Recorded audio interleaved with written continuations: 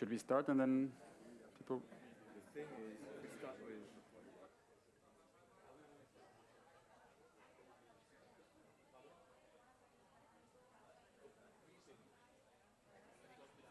Go together. Okay.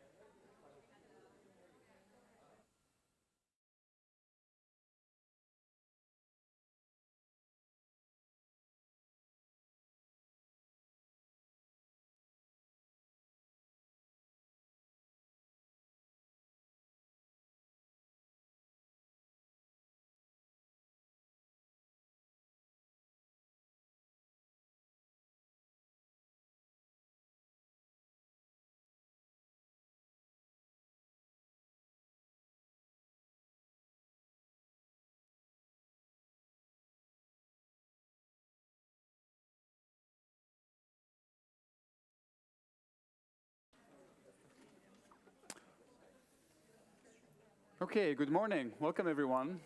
Welcome to the International Symposium on addressing conspiracy theories through education. My name is Dan Sobowitz. I'll be your host for this event organized by UNESCO, the European Jewish Congress, in cooperation with the European Commission, the Alfred Landecker Foundation, and the Cambridge University Social Decision Making Labs. So what are conspiracy theories? Have they always been around, and are they always going to stay? Are we living through some peak right now? When do they cross the line from innocent nonsense to dangerous ideas that really threaten our social cohesion? And perhaps most importantly, what are the most proven methods, ways for us to tackle them, address them in an effective way? So these are the kind of questions we'll be discussing today with political leaders, with researchers, with civil society, with various practitioners from across sectors who are going to tell us about their methods and their proven ideas of what works when it comes to conspiracy theories. A few housekeeping rules. So we are broadcasting this across the social media channels of UNESCO, if I'm not mistaken, in LinkedIn, Twitter, Facebook, and YouTube. We are doing it bilingual, so I'm speaking English, but if you're watching me now in French and you prefer English, that is also available, so make sure that you're watching the right channel. Same here in the room. If you prefer French, most of the speakers will speak English, but the entire event is available in both languages. We're going to start with a brief message of the host organizations, namely UNESCO and the European Jewish Congress, as well as the Alfred Landecker Foundation. We will start with Director General Audrey Azoulay, who is not able to come and be with us today, but she did send us a recorded message that I'd like us to take a look at.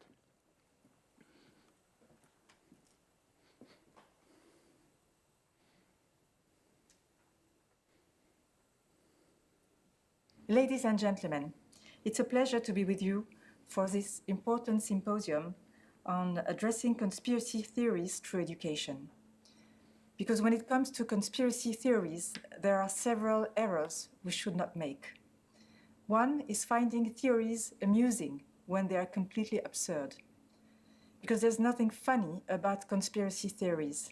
They wreak havoc, they foster hatred, and undermine democracies.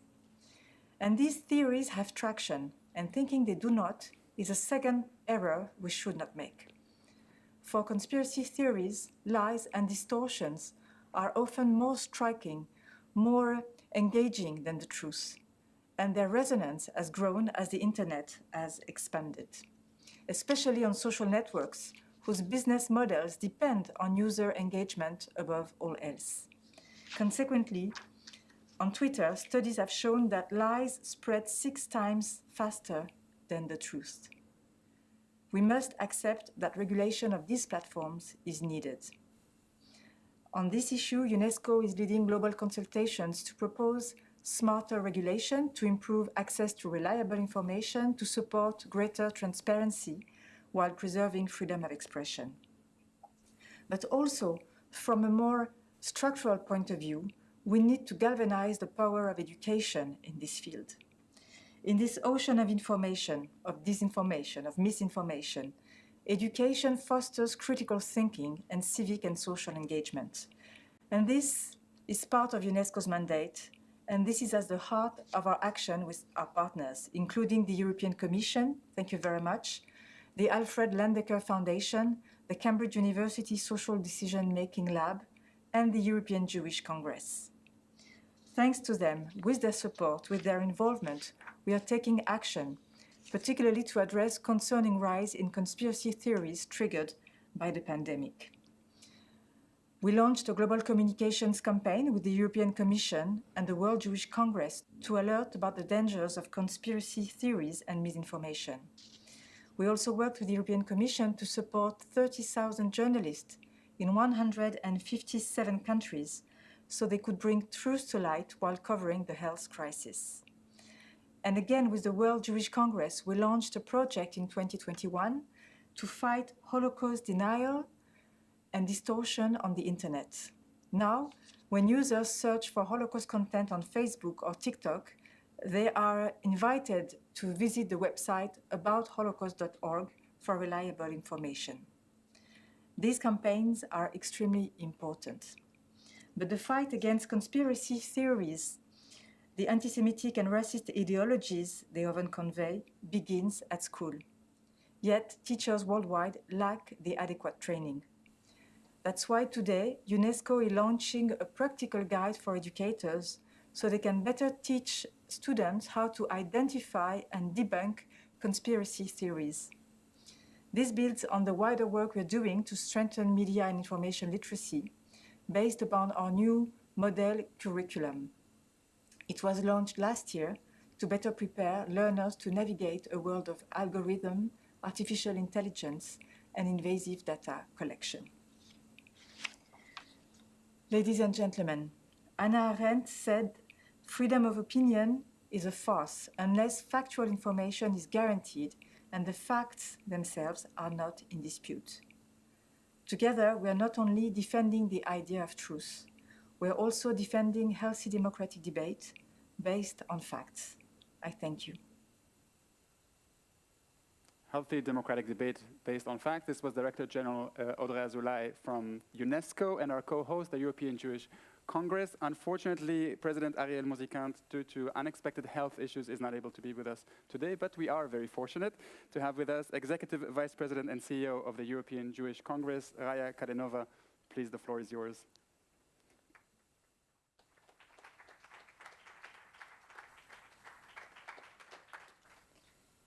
Dear friends, dear colleagues, on behalf of the European Jewish Congress, the representative umbrella organization for national Jewish communities in Europe, I would like to thank you for this important and timely initiative on addressing conspiracy theories through education.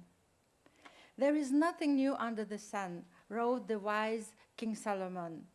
And when it comes to the spread of conspiracy theories, it does indeed seem that we have been here before and many times.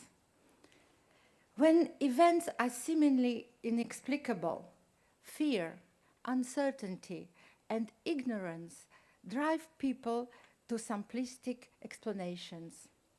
Today, with a global pandemic, followed by war on the European continent, on a scale never seen since World War II, we find ourselves again in such period. And while the ways in which conspiracy theories spread may have changed, their content remains remarkably similar. Jewish communities have suffered conspiracy theories, and maybe while the ways in which it happened have changed, Jewish communities have suffered from these conspiracy theories for generations and know better than most of its terrible effects. In fact, beliefs in a Jewish conspiracy are the most persuasive aspects of anti-Semitism. Already more than 600 years ago, the Black Death spread across Europe. Short of knowledge, local population turned on the ones they had educated for generations to despise. Jews were blamed for poisoning the wells. For centuries, disappearances would be casually explained by blood libels, accusing Jews of kidnapping Christian children to use their blood in the baking of matzah. No matter that all blood is religiously forbidden for Jews. These conspiracy theories about Jews have been ingrained for centuries across many cultures in both Europe and the Middle East. Their paintings, their writings, even on the walls of the churches. Conspiracies and dehumanization paved the way to exclusion and discrimination. First factual, then legal, and finally to extermination. The Nazi propaganda machine relied upon conspiracy fantasies, including that of a Jewish world conspiracy that resulted in the murder of 6 million children, women, and men in the Shoah. After the horrors of Holocaust, people all over the world questioned themselves how it could happen. We thought that the lessons of spreading false narratives and hatred had been learned. In particular, anti-democratic regimes are heavily associated with conspiracy theories. The Protocols of the Elders of Zion is a fabrication of Tsarist Russia, while Communist Poland conducted the so-called anti-Zionist campaign, and today Iran spreads the lie that the world is controlled by 2,000 Zionists.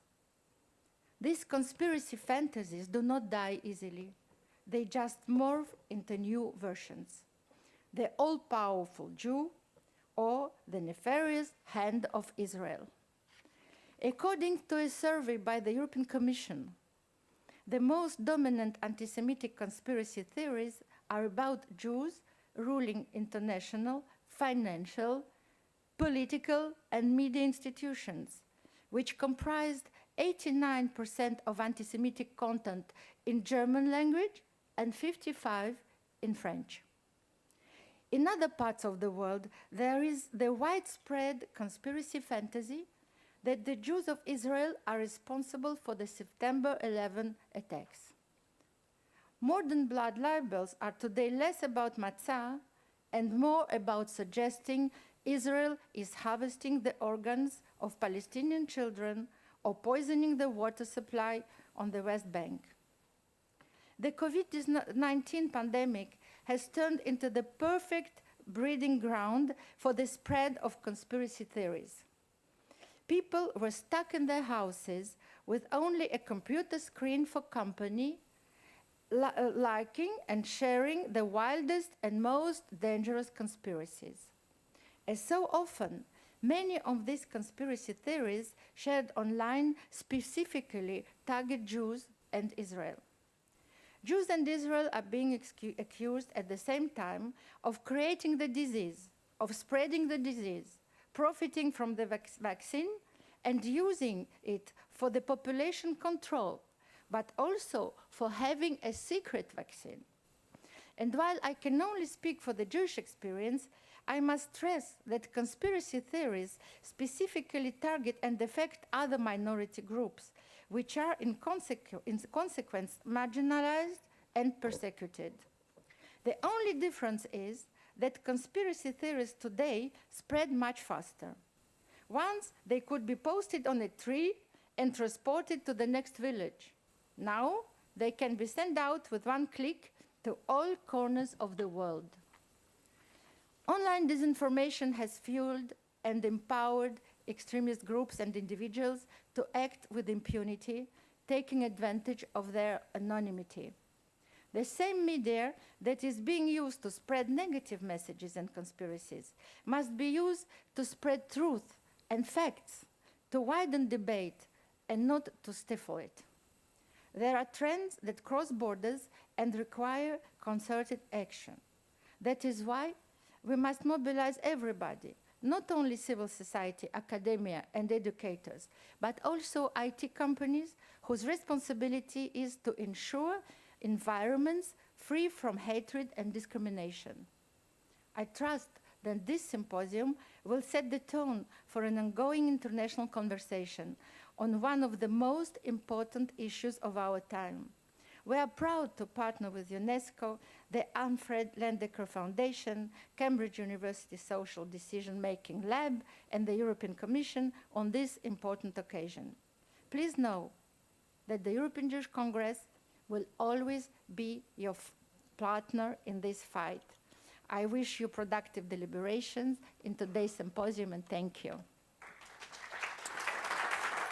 Thank you very much, Vice President Kalenova. This was a fascinating overview across time, space, and cultures of conspiracy theories. And our last opening remarks will be delivered by CEO of the Alfred Landecker Foundation, Mr. Andreas Eberhardt.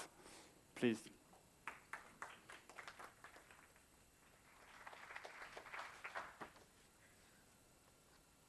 Dear Vice President Kalenova, dear Katharina von Schnurba, dear Dr. Schuster, so many friends here in this room, dear UNESCO and EU Commission representatives, honorary guests, dear friends. First of all, I want to start to thanking our friends from partnering organizations, especially the European Jewish Congress and UNESCO for our collaboration in organizing this event. We are a very young organization, so we started 2 years ago, and it's really an honor to be part of this event. And thank you for all your efforts to the whole teams of both organizations. In a world more and more shaped by crisis, global conflicts have become wicked problems. The more unstable our political environment becomes, the higher the rise of anti-democratic, hostile ideologies. In this context, anti-Semitism is on the rise too, fueled by the pandemic and targeted disinformation. Conspiracy ideologies were problematic before the pandemic. They will be problematic after the pandemic. They can and have lead to offline violence and murder. Not every conspiracy ideology is anti-Semitic, but anti-Semitism does not work without a conspiracy. It was just mentioned. Shortly after the so-called storm on Germany's parliament, only 1 year after the creation of the Alfred Landecker Foundation, we therefore decided to focus our efforts towards combating conspiracy theories. There are many fine activists in this room who ever since collaborated with us. CMAS, the Center for Monitoring, Analysis and Strategy, Miro Dietrich is here. Cambridge University, Research, Alliance for Europe, Hate Aid, and many more. We are especially proud of this new generation of activists, as the work is fundamentally based on the idea that on and offline worlds are not only intertwined, but inseparable. The problems that arise with conspiracy ideologies need agile and adaptive countermeasures. The Russian invasion of Ukraine only illustrates the adaptability of these ideologies. Many of those Telegram channels that would spread QAnon or anti-vaccine narratives would immediately switch to spreading Russian disinformation, as conspiracy spreaders seize the opportunities for sowing division as they offer themselves. A recent CMAS study shows that 20% of German-speaking Europe are more likely to follow conspiracies around the Russian invasion, with Telegram being their major news source. At our foundation, we believe that the online world needs to be consequently monitored, analyzed, and understood to face the virality of these dangerous ideologies. Reflection leads to evidence-based and, in consequence, much better action. The future of democracy will be decided online. And a strong civil society needs to navigate through these waters. Conspiracy ideologies are extremely complex and intertwined with different kinds of narrow worldviews, hate and violent extremism. This is exactly why combining research, education and advocacy is crucial. We are lucky to see many diverse perspectives represented here today. At the start, some of us, and this was also mentioned before, some of us might have laughed at conspiracy ideologists, and maybe even the people falling for them. When we realized how big their reach became, we grew silent. By now, we have come to learn how systematically the enemies of truth and liberal rights are working on disabling our order. In conclusion, I want to use the chance to underline just how important it is that we take this issue as seriously as we can in educational spheres, and that we implore on policymakers to join us in this cause. Whenever the topic of crisis management will be discussed, we should have conspiracy theories and disinformation in mind, and we are seeing it day by day, actually in this time of a war. We are all here because we understood the implications of these developments online, and therefore we want to take joint action. I trust that your collaboration in the second part of the day will be fruitful. Let me close by emphasizing the Alfred Landecker Foundation with its self-understanding of an incubator for civil society aims to make these connections and take risks where necessary in order to give our democracy the digital update it needs. It is due time to not only draw a red line, but that match the resoluteness of those attacking the way we live. Thank you all for your work, for your commitment, and for your attention. Thank you very much. Thank you, Mr. Eberhard. So as I was saying in my introduction, the purpose today is to make this discussion as pragmatic as possible and equip us with tools that we can actually implement. Our next session, we're going to look at a policy document by UNESCO, equipping specifically educators, as our focus is through education, equipping educators with what they can do in order to address conspiracy theories in the classrooms in a more effective way. And for this, I'd like to invite on stage the head of the UNESCO office in Brussels, Madame Louise Haxthausen, please.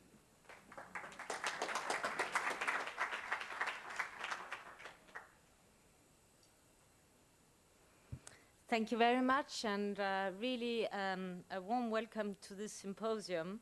And thank you very much for joining today to discuss a matter of pressing urgency, as I think has been highlighted by all the previous speakers in the introduction session.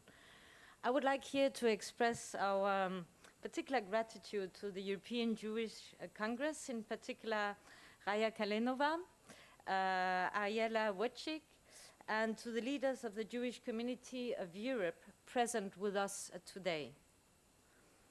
Education is indeed an indispensable investment to address the significant impact of ideologies that seek to divide our societies today and undermine the key values that underpin peaceful coexistence and democracy.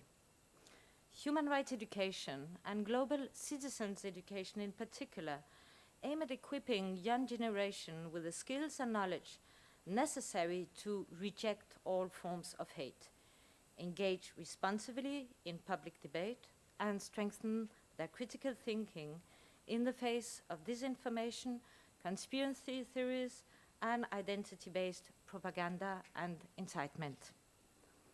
Today, at this symposium, as you said, it is my pleasure to launch a new publication that supports teachers in this endeavor.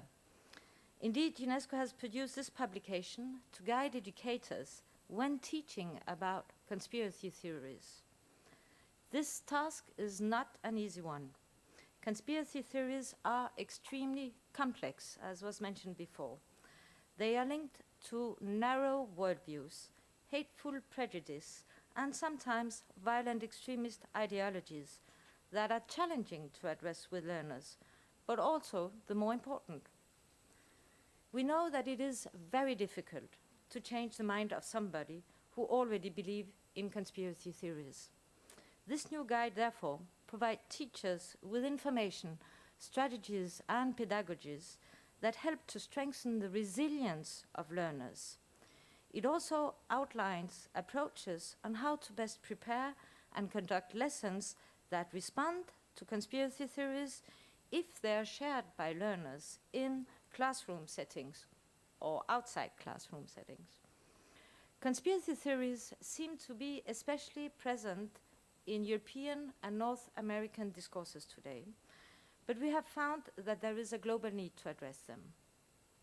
The guide has so far been shared with teachers from 9 countries worldwide when we were testing it, and we got an overwhelming response for more guidance and more support to address this topic of rising concern.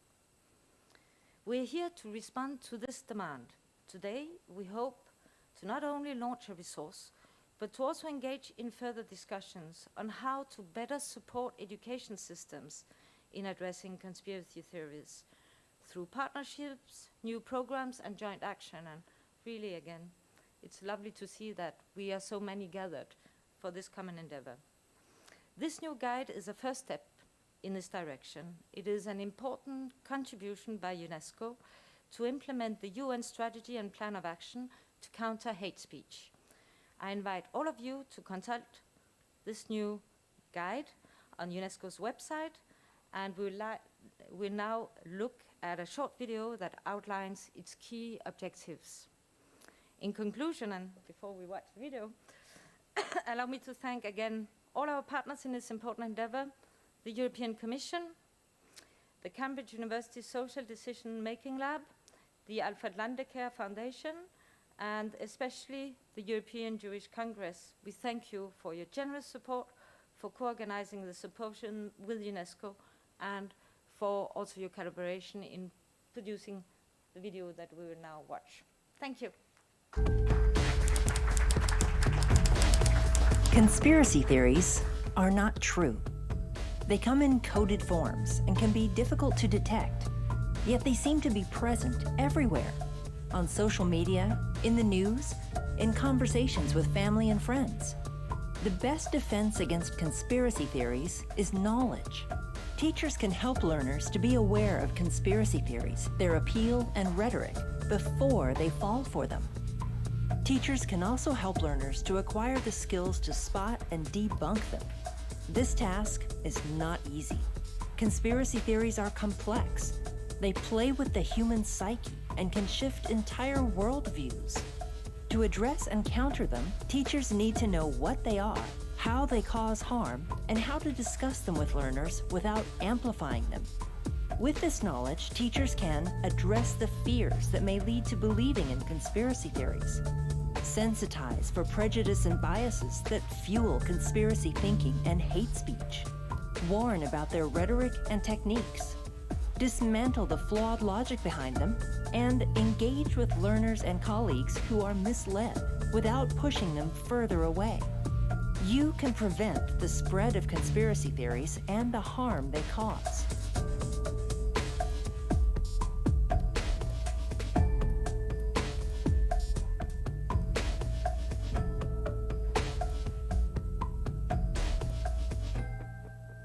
So while most of the speakers today, before and after this video, are looking at conspiracy theories from the outside, our next speaker is someone who actually knows these communities from the inside. He's managed to infiltrate fringe groups, conspiracy theory communities around the world in order to analyze them, write about them, and alert us about them. I'd like to invite our keynote speaker, Tobias Ginsburg, to tell us about your experiences as someone who's seen these communities from the inside. Please.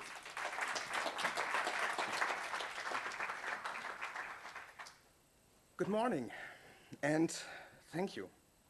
Thank you very much, not only for this invitation and the opportunity to speak to all of you today, but also for taking on this immensely important topic.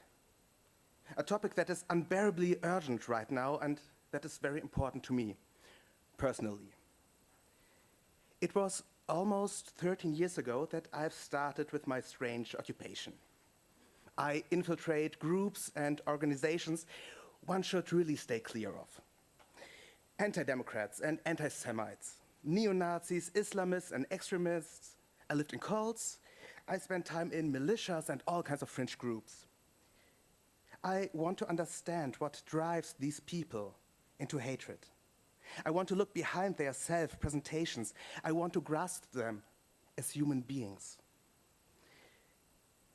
My task is to comprehend what makes hate desirable and how can we stop it. And unfortunately, you just heard it, right now there's no shortage of hateful groups and ideologies in this world.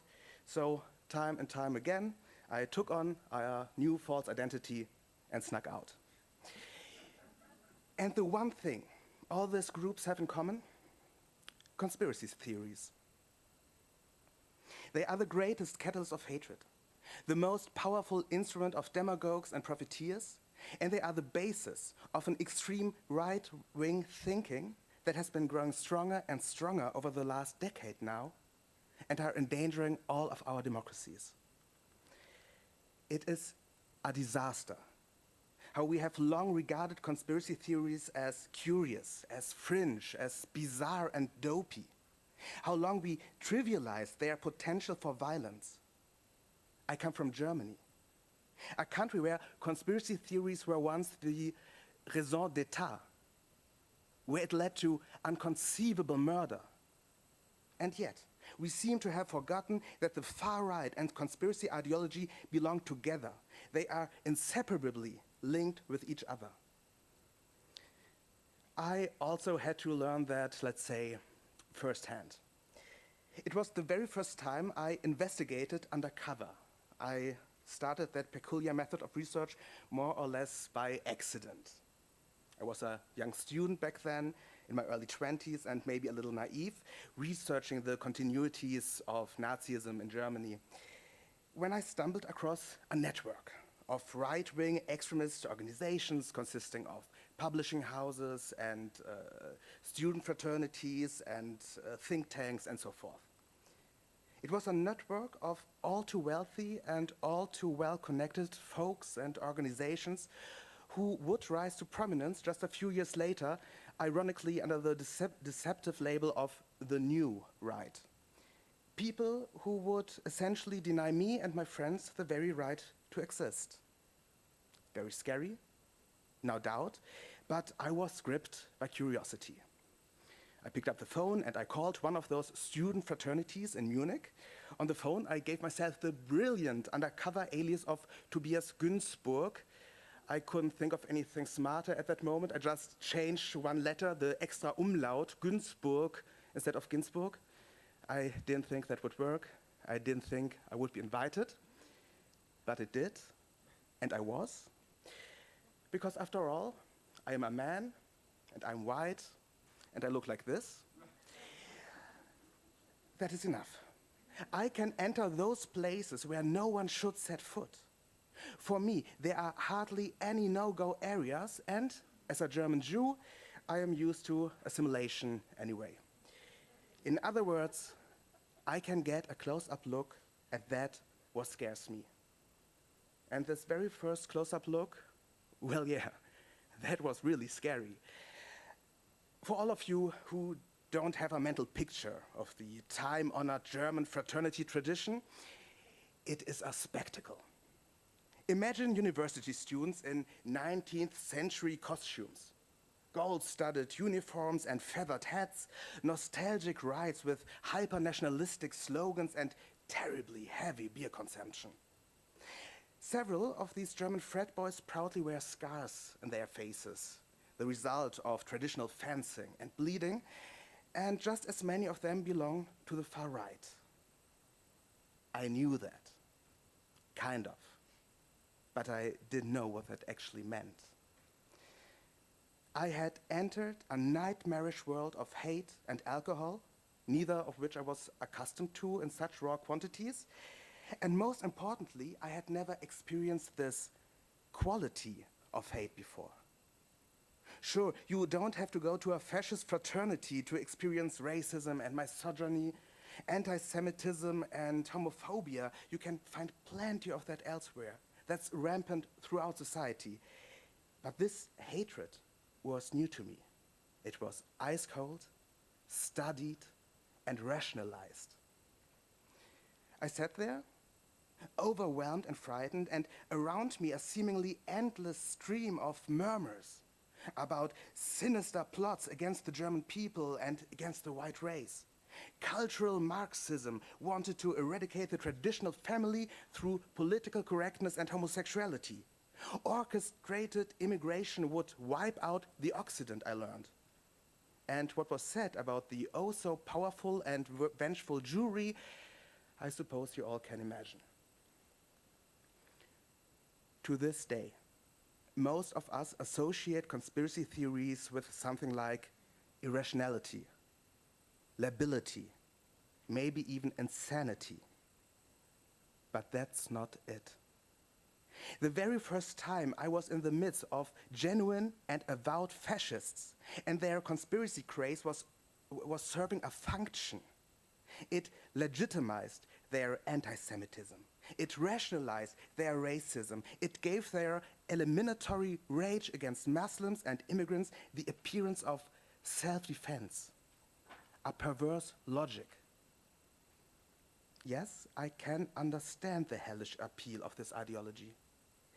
Their world was neatly tidied up into good and evil.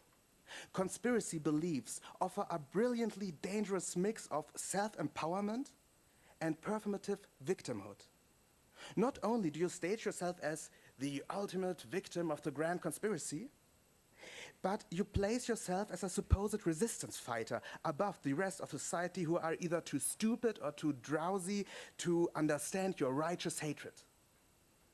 You become a just warrior against the rest of the world. That's attractive. After many, many hours, I fled the scene, drunken and disturbed.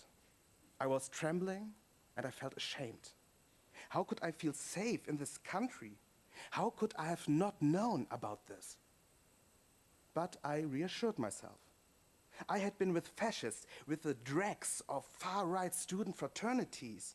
What could I expect? Sure, in such a beer-soaked secret society, madness about cultural Marxist conspirators, dying traditional families, and the replacement of the white race could flourish.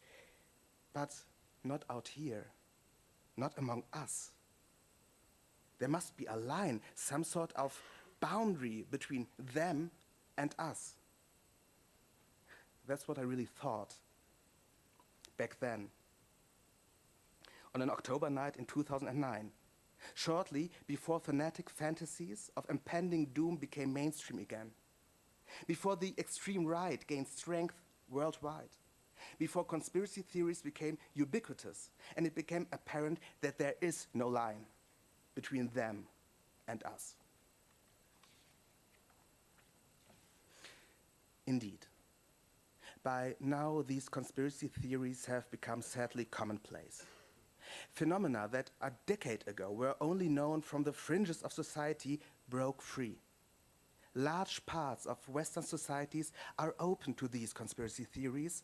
Fragments and variations of these crude ideas flood the internet, can be found in best-selling books and in major newspapers. They can be heard in speeches of politicians, even from the mouths of heads of state, be it the Brazilian, Russian, or until recently, American president. The few remaining boundaries blur, not only between a them and a us, but also between aggressor and victim, between prey and predator. And it breaks my heart. It really does. I understand why people are drawn to these easy answers in difficult times. Listen, whenever the world becomes more complex, after disasters and wars, after economic crises, and yes, of course, after pandemics as well, conspiracy theories flourish. During the lockdowns, I frequently attended demonstrations, witnessing again and again how frightened and confused people, far from adhering to far-right ideas, suddenly ate up the easy answers of right-wing demagogues and profit-mongering charlatans. Because clearly, a silly virus like SARS-CoV-2, that just doesn't make a good villain. I cannot see this virus, I cannot smell it, I cannot taste it, I do not understand it. And that's why I should have my freedoms curtailed? That's why people have to die? Well, a great conspiracy on the other hand. An evil Jew like Lord Rothschild or a nasty tech billionaire like Bill Gates. Yup, those are enemies you can't grasp. I get that. So many people told me happily about their newfound conspiracy beliefs, and maybe that really was successful anxiety reduction. You trade our real-life apocalypse, which is barely intelligible and dreary. You trade it for an easily understood apocalypse, full of demons and villains, full of heroes and adventure. And I also witnessed what happens to these people in the next instance. How they sacrifice their whole lives for this delusion. Because who really believes these conspiracies is quickly lost in nightmarish worlds. Just imagine waking up in the morning and you believe in a war all around you. And at night you go back to bed and this war in your head rages on. It is an unbearable condition and many people simply perish under that weight.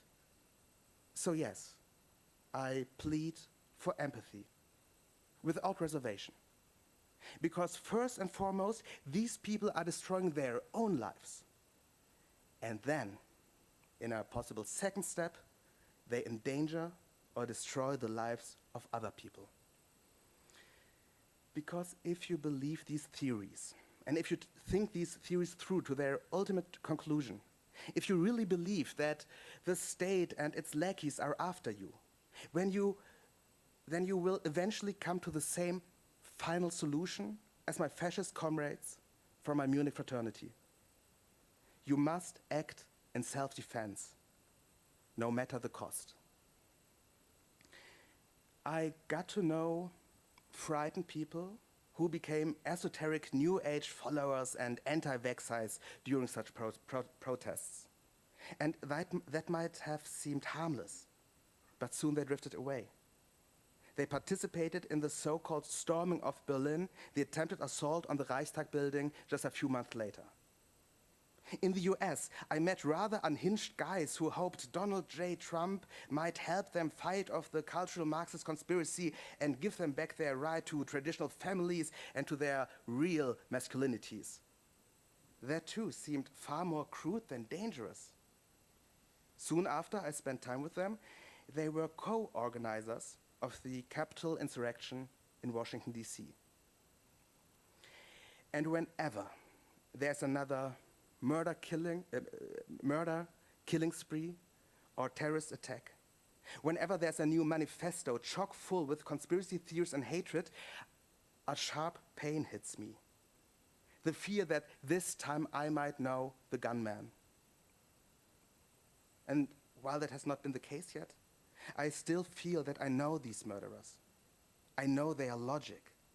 And yes, these inhumane outbursts of violence are just that, logical. Whether you think of Utoya, Norway, or Christchurch, New Zealand, of Halle or Hanau in Germany, of Pittsburgh or El Paso in the US, or Buffalo, New York, just a few weeks ago. Each and every time it was conspiracy theorists who became the perpetrators of unfathomable violence. Because that's the logic conclusion. So, what can we do? I myself find the notion unbearable that all conspiracy addicts are now gone in their ideological swamp, that we lost them to the demagogues and fascists. I honestly believe that we have to fight for these people's lives. But I also know just too well how hard that is, how grinding the debunking of myths is, how dangerous such an outreach can become, how eerily short the path is from unhinged conspiracy nonsense to right-wing extremism. Just trying to help these people is dangerous as hell, a Herculean task, and a labor of love at the same time. I am all more grateful for the theme of this symposium today, because maybe the only tool we really have at our disposal is education and enlightenment.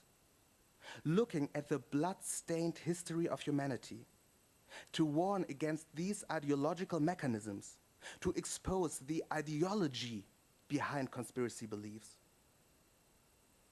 Before something like this can take a hold, that is what we must succeed in doing. And I very much hope that here, today, we will take an important step in that direction. Thank you very much. Wow.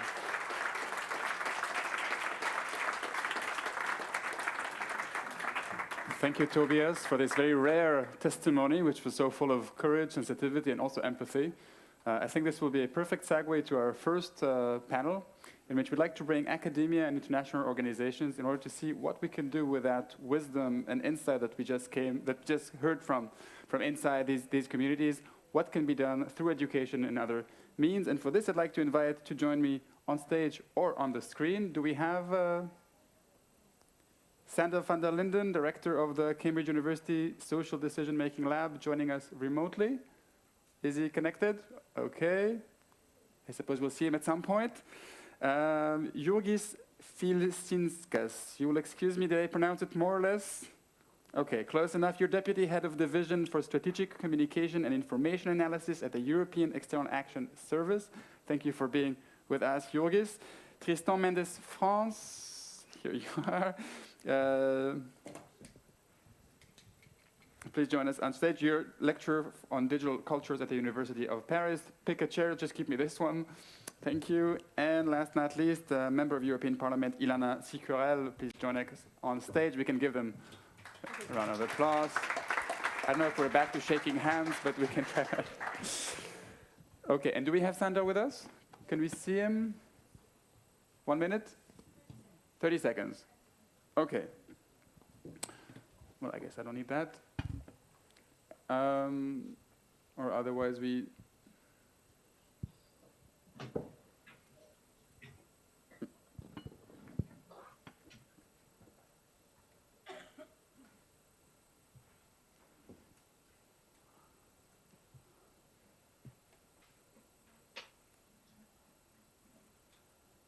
Bear with us, it's all happening live. Or otherwise, maybe we can bring him in as he connects. Yorgis, if I can start with you, perhaps. So we just heard from Tobias about... I'm here. Is he there? I hear him. Oh yeah, I'm connected. Okay, we cannot see you yet, but I'll conclude maybe by my question to Yorgis. Great to have you with us, Sander. We just heard from Tobias about organic groups, ideas that develop within our own communities. From what I gather from this testimony, these people believe in what they're spreading online, but you are dealing with ideas that are spread in our societies by malign external actors who are doing it on purpose without necessarily believing in what they're spreading in order to destabilize our societies. Can you tell us a little bit about how that actually works, what we can do, and maybe briefly if the effect is different? Is it different when the source is external and strategic, geopolitical, rather than someone who actually is nourished by their own hate and spreading it for ideological reasons? Thank you very much, Dan. I mean, it's a lot of questions in one. I'll try maybe to a little bit unpack, and I'll probably start by saying that autocrats actually love conspiracies, you know, because conspiracy theories really gives them a great, you know, platform to go after their motives, and of course their intentions, of course, are basically to, in most of the occasions, to cut the trust, you know, in democracy, to cut the trust in our own institutions, in our courts, in our parliaments. So, you know, for many of these authoritarian regimes who actually use sophisticated means and who actually devote a lot of resources to, you know, to target European Union member states with their disinformation campaigns, conspiracies is basically a perfect platform, if you like. And why it is so attractive to them is, of course, it's due to a couple of things. I mean, one thing is that Tobias already, I think, mentioned, is that conspiracy theories are essentially impossible to debunk. You know, it's basically the you know, check it out. The premise is like the shadow rulers of the rulers. You know, how you debunk that? You know, even if you start debunking by saying, you know, you're not providing evidence to that, you know, that will play into their logic. You know, if there's no evidence, there's clearly a conspiracy behind it. You know. And definitely many of these governments are for sure helped by the fact, you know, that conspiracy theories are indeed part of our popular culture. I mean, we've all read Tintin, we've all watched James Bond, you know, this kind of plays a little bit into that, let's say, into that logic. I think the other sort of thing that I would mention is that you know, some of the countries that wage these disinformation campaigns, and I have in mind in particular one big country which was already mentioned by Andreas, Russian Federation, they also tap into conspiracy theories because you know, they can fill them with any content they want. You know, so you know, yesterday it was bankers and, you know, maybe Rothschilds. You know, today is feminist, big pharma, gay lobby, and, you know, even myself as a EU bureaucrat. You know, I'm actually also, you know, part of this some of the conspiracy plots. And, you know, you actually, you know, in this case, you know, if you are sitting somewhere in St. Petersburg and Moscow, you know, and you want to arrange that attacks, you know, you don't need to explain anything. You know, you just put a blame on people, saying they're stealing the money, they're waging the wars, they are trying to disrupt traditional, way of thinking, Is the Christianity. effect similar?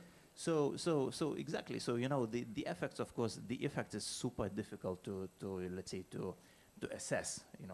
What's the impact of that, right? But I think the impact is definitely there. It's different in different countries. It's different, for the different audiences. But the fact that you have years and years, for example, plots of deep state being sort of transmitted onto European audiences, it means, that to some degree they are working. I mean, and Otherwise, they wouldn't be happening. they wouldn't be happening, and if you do some polling, you would probably be very, very surprised, that the man behind, for example, color revolutions in Georgia, in Ukraine, in other countries, it's George Soros. It's one of the well-known Jewish philanthropists and businessmen. If you go further, we'll probably discover, a lot of similar things. So if I can resume what you're saying, it's happening because it's easy, it's happening because it's available, and it's happening because it's working, otherwise they would not be doing this. And I'd like to get back to you in a few minutes also about some of the solutions, and also in the next panel we'll talk about some methods. But if I can move on to you, Madame la députée, donc vous êtes dans la commission d'éducation et... You work in the Committee on Education and Culture, and I know that you are deeply committed also in France. We are focusing today on education as a tool. So what is the role of education? What could we do? A document would be a possible tool to help teachers. Do you see other roles or other means? Good morning to all. Thank you very much for inviting me. Thank you to UNESCO and the European Jewish Congress. I think that this is a key issue, and I think that this is just the start of an international and multidisciplinary work. I would like to answer your question, but I would like to broaden the scope a little bit.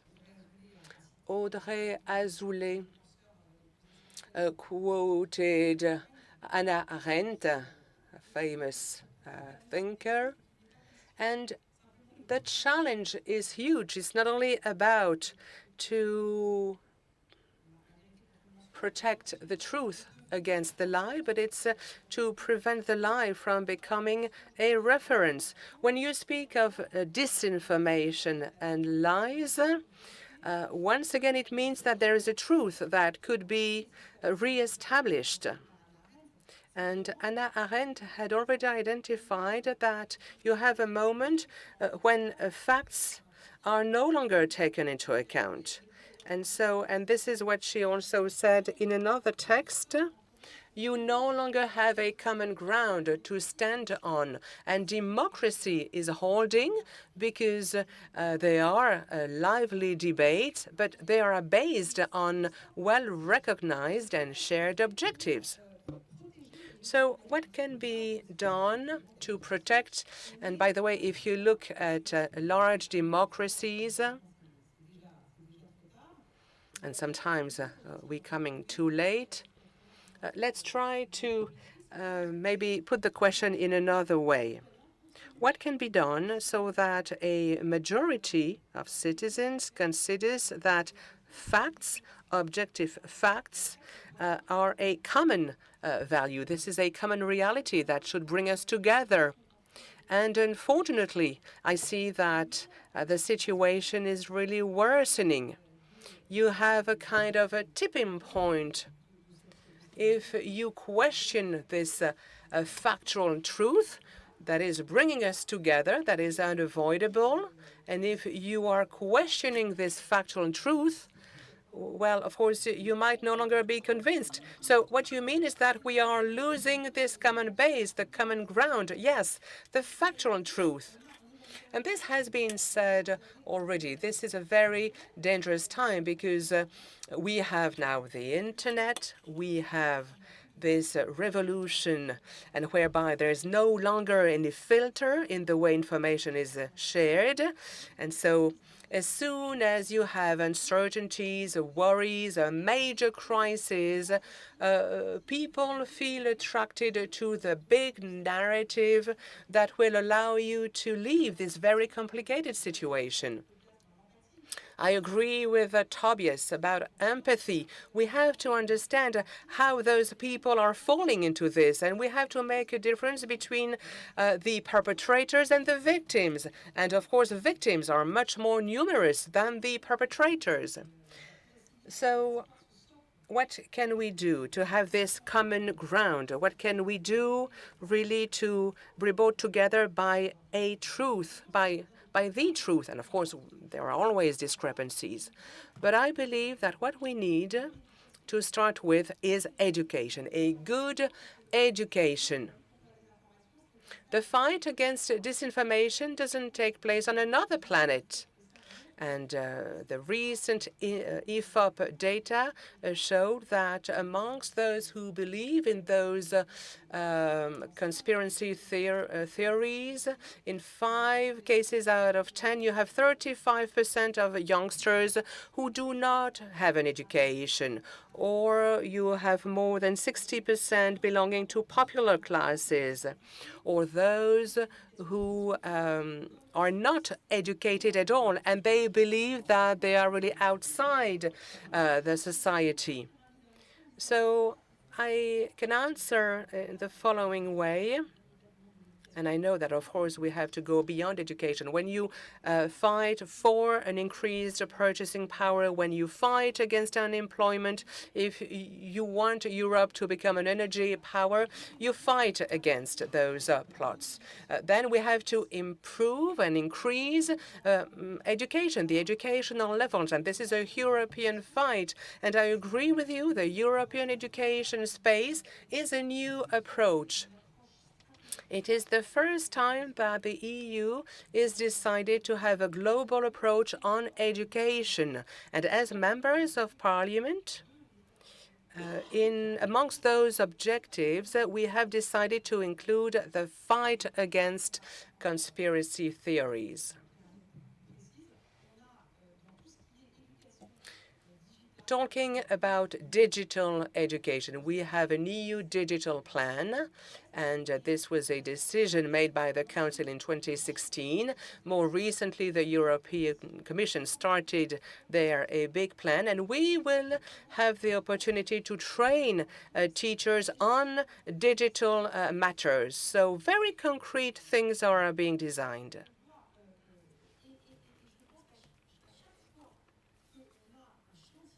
I also believe that each time we try to start a new approach in education, we have to think about the quality of education. The quality of education should be a priority. And we need to fight against disinformation, and how can we teach this?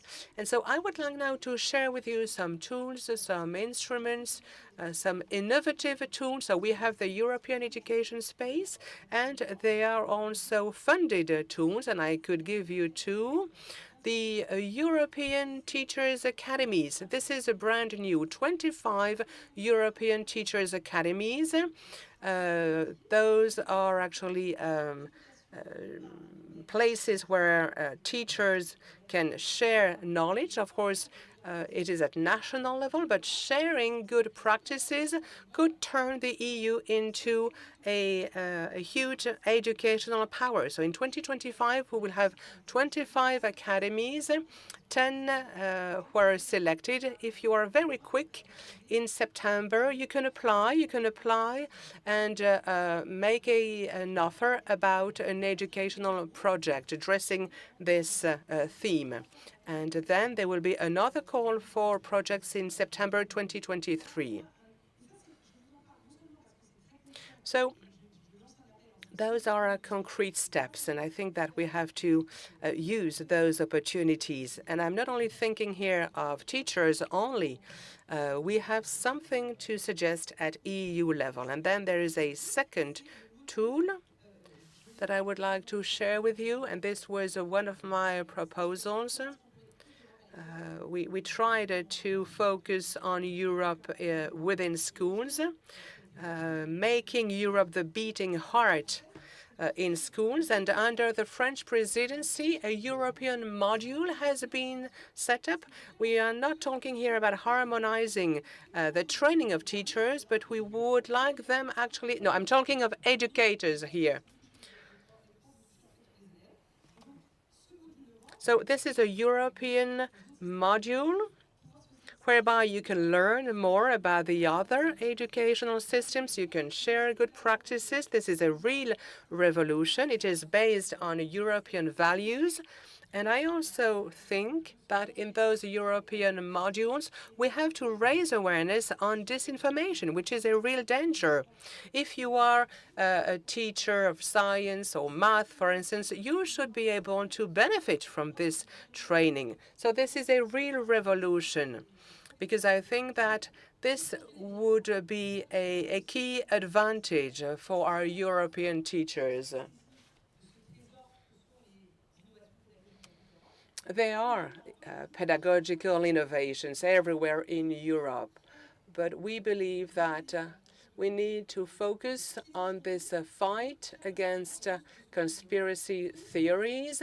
Let's use those European training modules so that European teachers are made aware, are sensitive to this issue. And I would like to conclude with this, and I know that we will be able to hear more from educators.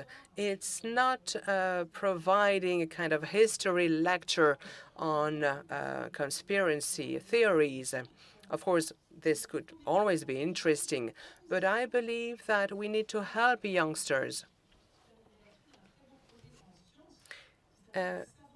We have a very nice project in science, and we try to make sure that youngsters can really experience things. So it has to be cool to be a fact checker, for instance. Of course, there is always a downside. You know, they have to be aware that not everything should be believed on the internet. So we want to train youngsters. We want them to become real players, real actors. So let's try to use the available European tools, but we also have to have a common benchmark. And so I think that we should also have the opportunity to finance and to fund all those tools. So the EU should be able to finance those projects, because, of course, we have in front of us some enemies that can really dedicate millions to disinformation. So we do not want to finance a propaganda. We are going to finance those complying with our key values and principles. But of course, we also need money to be able to resist this wave of conspiracies. As you're saying, we have many projects going on in the field of education, and of course in the fight against anti-Semitism. Hear you, which is even better than just hearing you. So I'd like to turn back to you, Sander.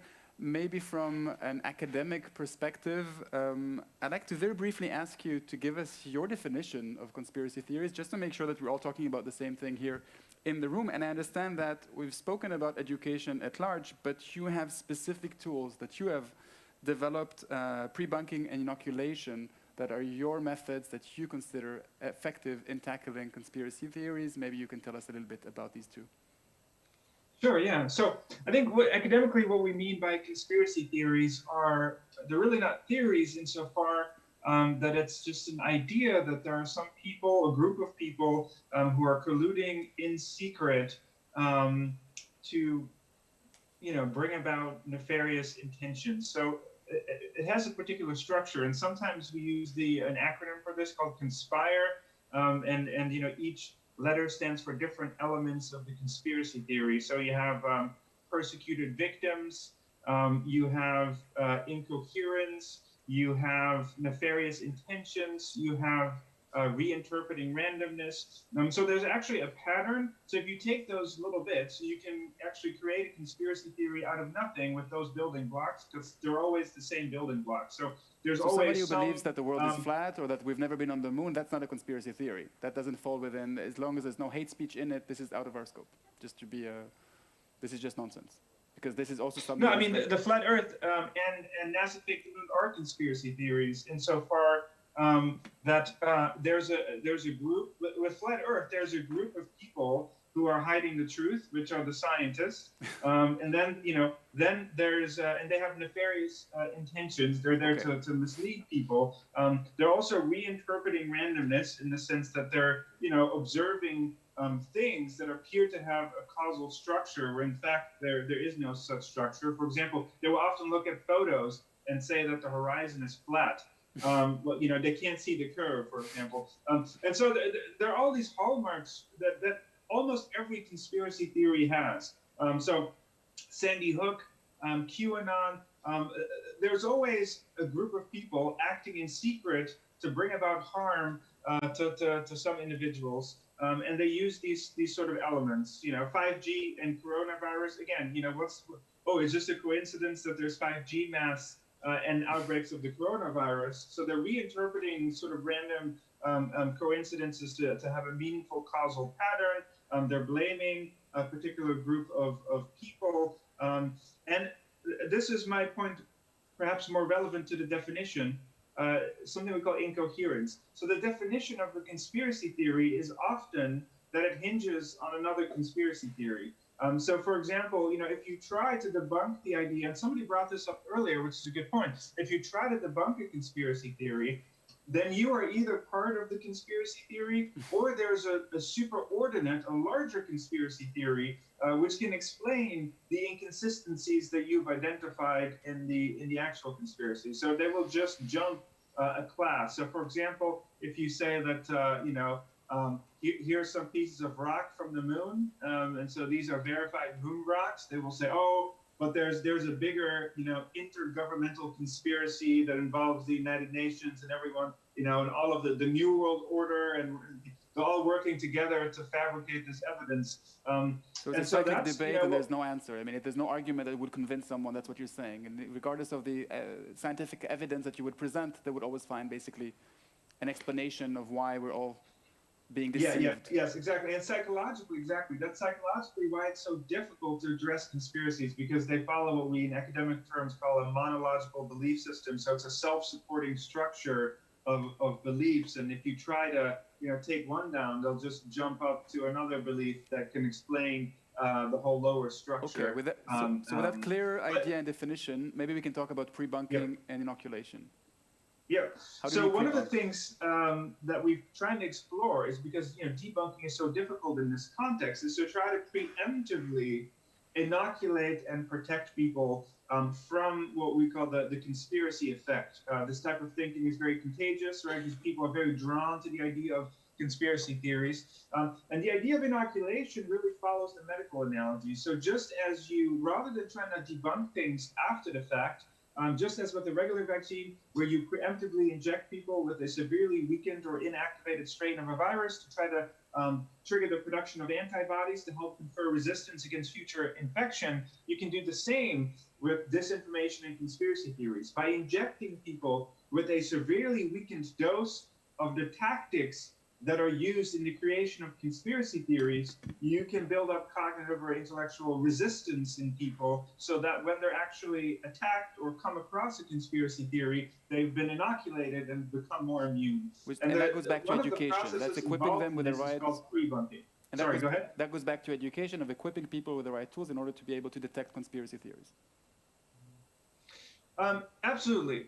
But it's slightly different from education in the sense that, rather than giving people more facts, what you want to do is give people a small dose of the conspiracy theory, and then pre-bunk it in a very persuasive manner so that people become inoculated. And so this is a crucial difference to highlight. It's not bad to give people facts and broad education, but the crucial differentiator here is that in order for people to become resistant to particular types of attacks, they need a weakened simulation of what that attack is going to look like, help people identify the structure and the underlying building blocks so that they become more resistant overall. So, we can call it education, but, it's a slightly kind of novel approach from the traditional way of relaying facts. Thank you for that. Tristan Mendes France, donc on a parlé de la technologie.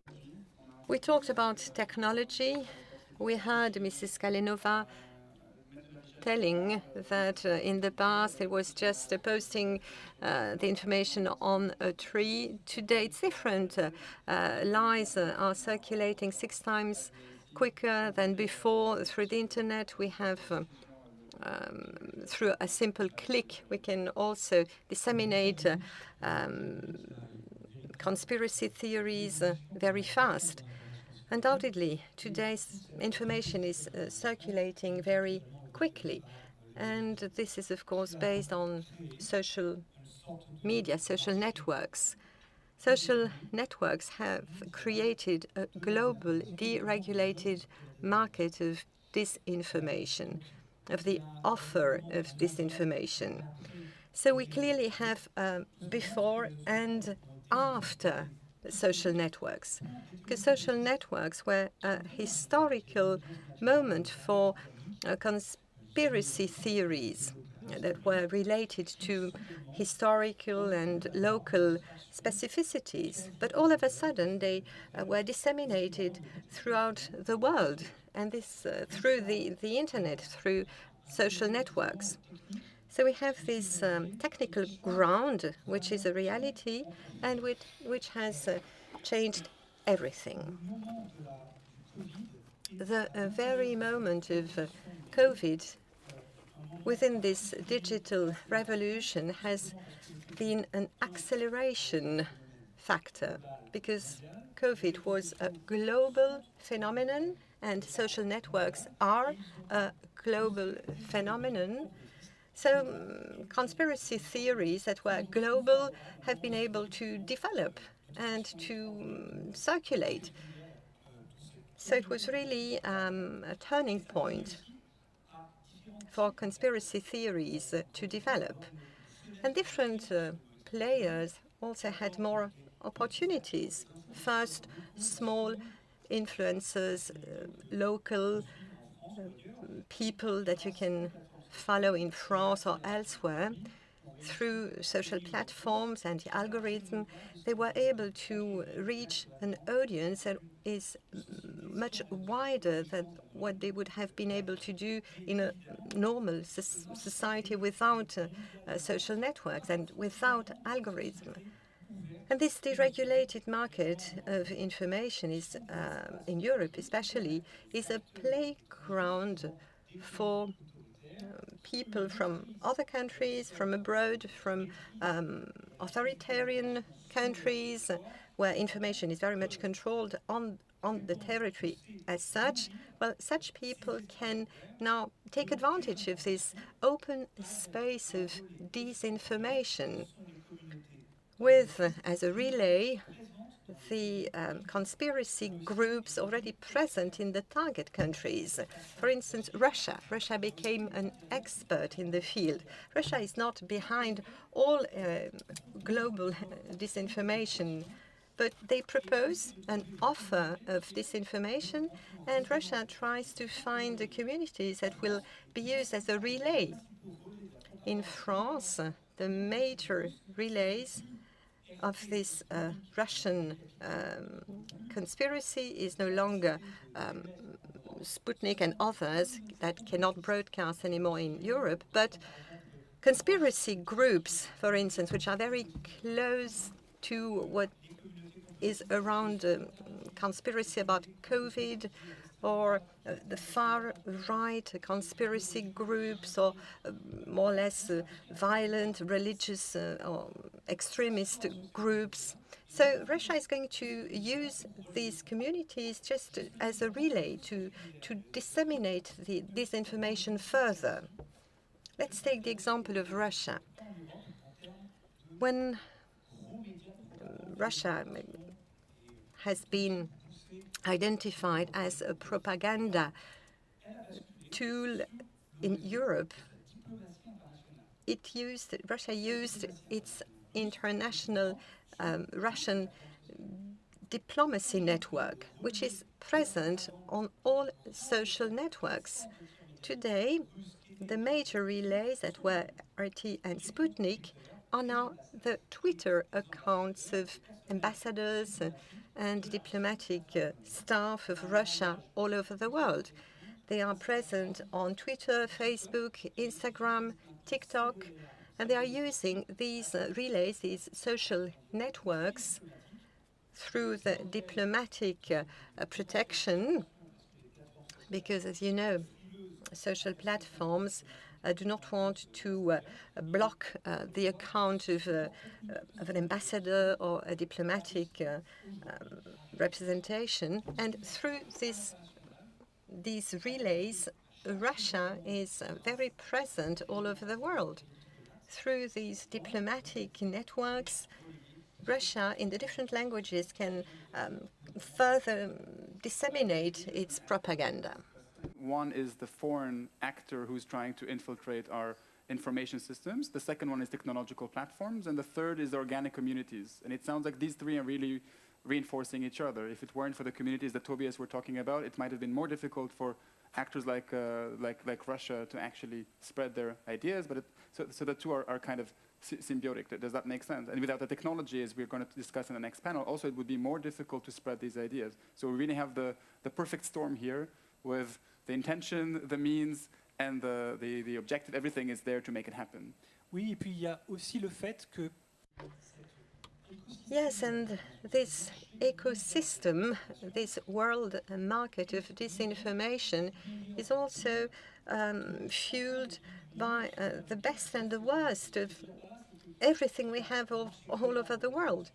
We have this global market of disinformation on conspiracy theories, which are shared by everyone. But then in one country you can have one idea, one conspiracy idea that works, and if it gains attraction in one country, in one given country, it can move on to other countries and at the end have a global reach. So it has to be successful at a local level first.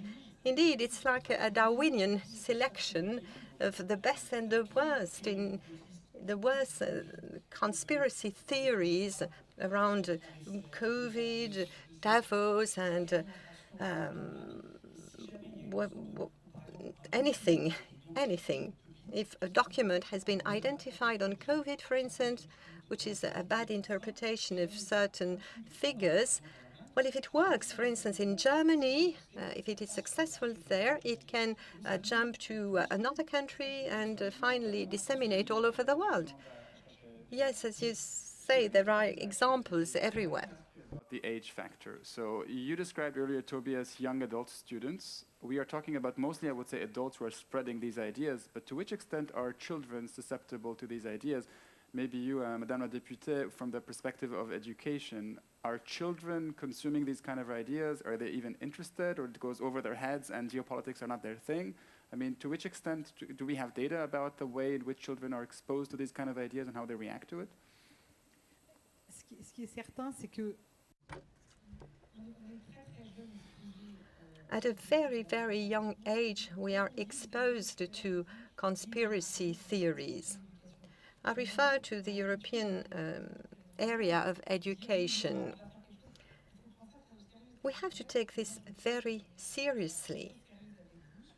I am very serious when I say that education to the media, to sources of information that you can trust, this has to start at the level of the kindergarten. I have 4 girls, and I don't think that they have been exposed to conspiracy ideas. Well, of course, in this room, maybe we are more equipped than other persons, and we know about this phenomenon, but this is also a question of resistance. We have this weapon of massive disinformation, and we have to resist, we have to react.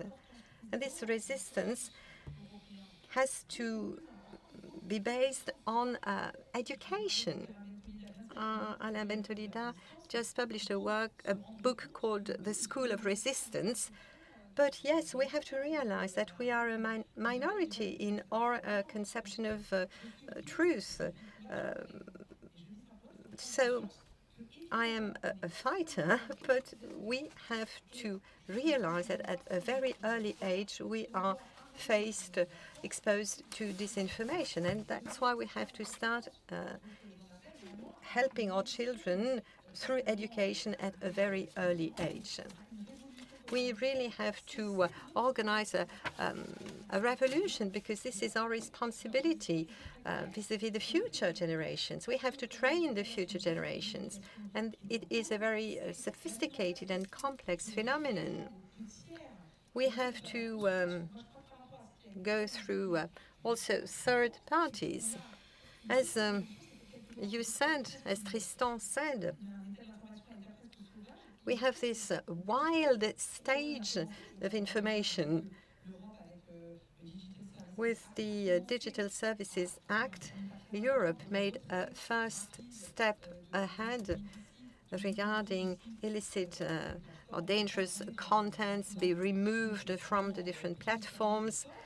Again, this is a very serious debate. So we have to resist, but at the same time we have to be proactive. We have to make proposals. We have to be more powerful, so that we can also circulate messages, facts that are serious.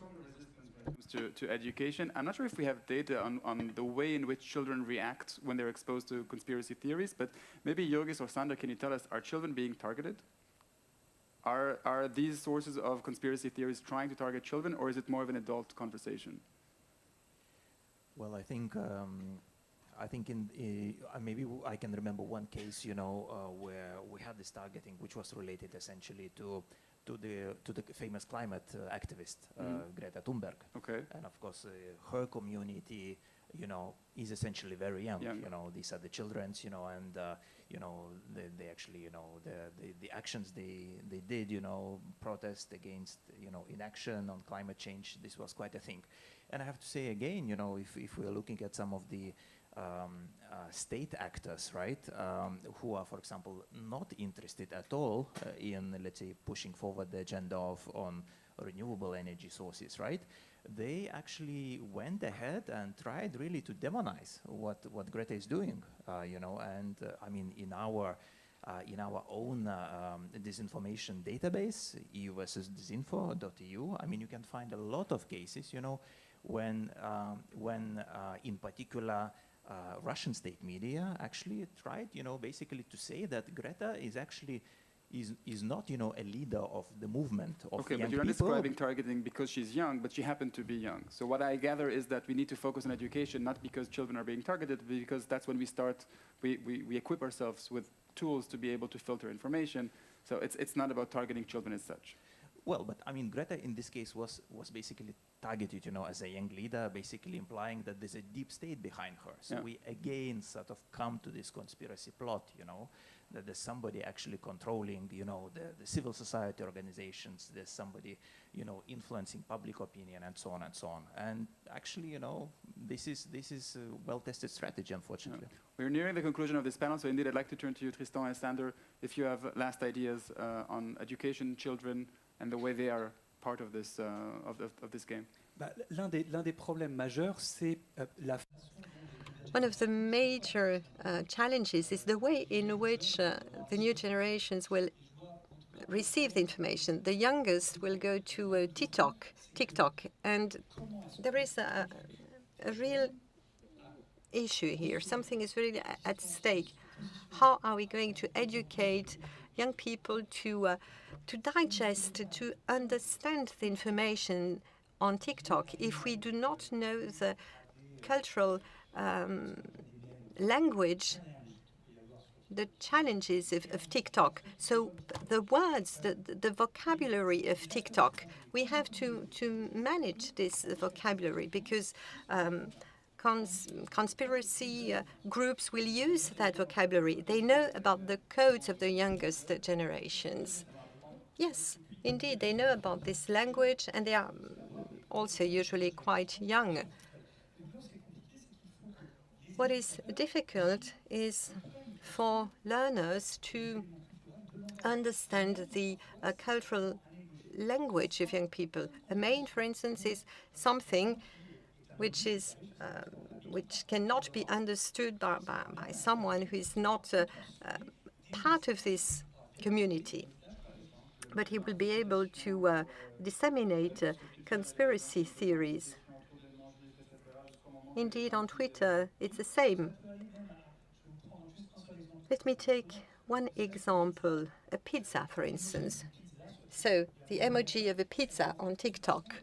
But during a period of time, it was a way to refer to the Pizza Gate, which is the basis of the Quanon movement. So this idea of people wanted to exploit children. So a pizza, how can you imagine that a pizza is linked to this conspiracy theory?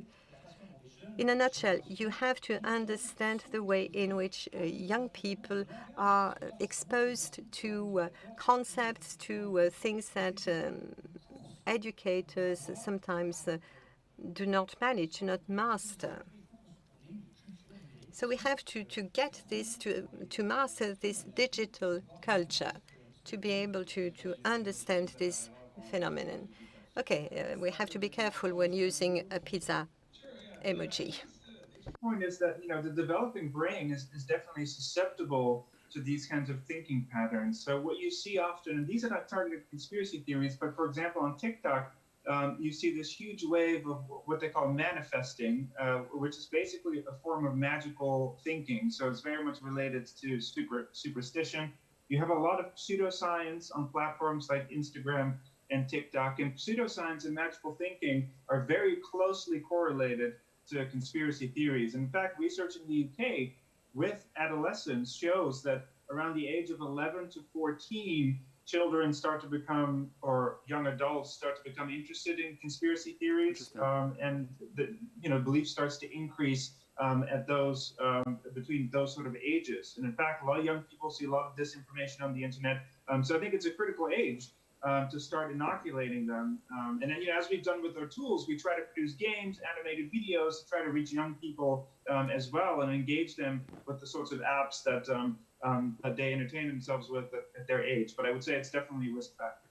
Okay, I'm sure we can continue this debate for hours, but I'm given signs that we have to conclude this first panel. So let me thank once again Member of European Parliament Ilana Sicurel, Tristan Mendes-France from University of Paris, Sander van den Linden joining us remotely, and Jurgis Filsinskas from the European External Action Service. Thank you very much.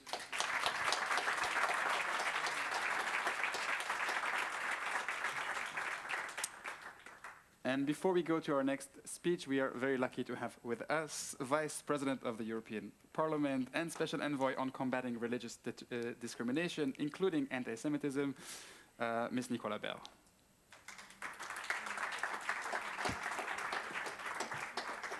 Dear honorable guests, distinguished panelists, was really interesting. Thank you for these insights. Dear friends, I would like first to thank European Jewish Congress and the UNESCO to organize this event today.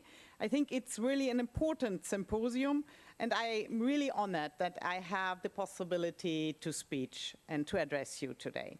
After getting this morning the most valuable insights on what can be done to combat conspiracy theories by education, I would like to share with you my perspective on this topic. My perspective, of course, as a parliamentarian and especially as Vice President and Special Envoy of the European Parliament on combating religious discrimination, especially anti-Semitism. In that capacity, I experienced the effect on conspiracy theories of fake news, malicious disinformation, and hate speech. They all are elements of attacks against democracy, against our liberal societies, against our social cohesion, against religious minorities and ethnic groups, in short, against all of us. and I think this has to be emphasized, that these are attacks against everybody, against all of us. Whatever and which actor stands behind it, the effect is always destructive. There is always the potential that conspiracy theories lead to a loss of faith in scientific expertise and the reliability of media, to political disengagement, to violence, and even war. Conspiracy theories have often served and are still serving as motivation and justification to commit hateful crimes or to exert violence towards human beings.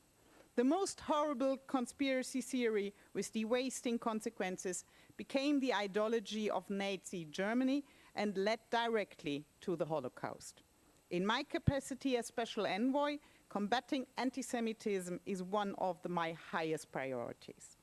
In Europe, in addition to religiously motivated anti-Semitism, Jews have been targeted by conspiracy theories for centuries, being falsely blamed for diseases, economic crises, and wars.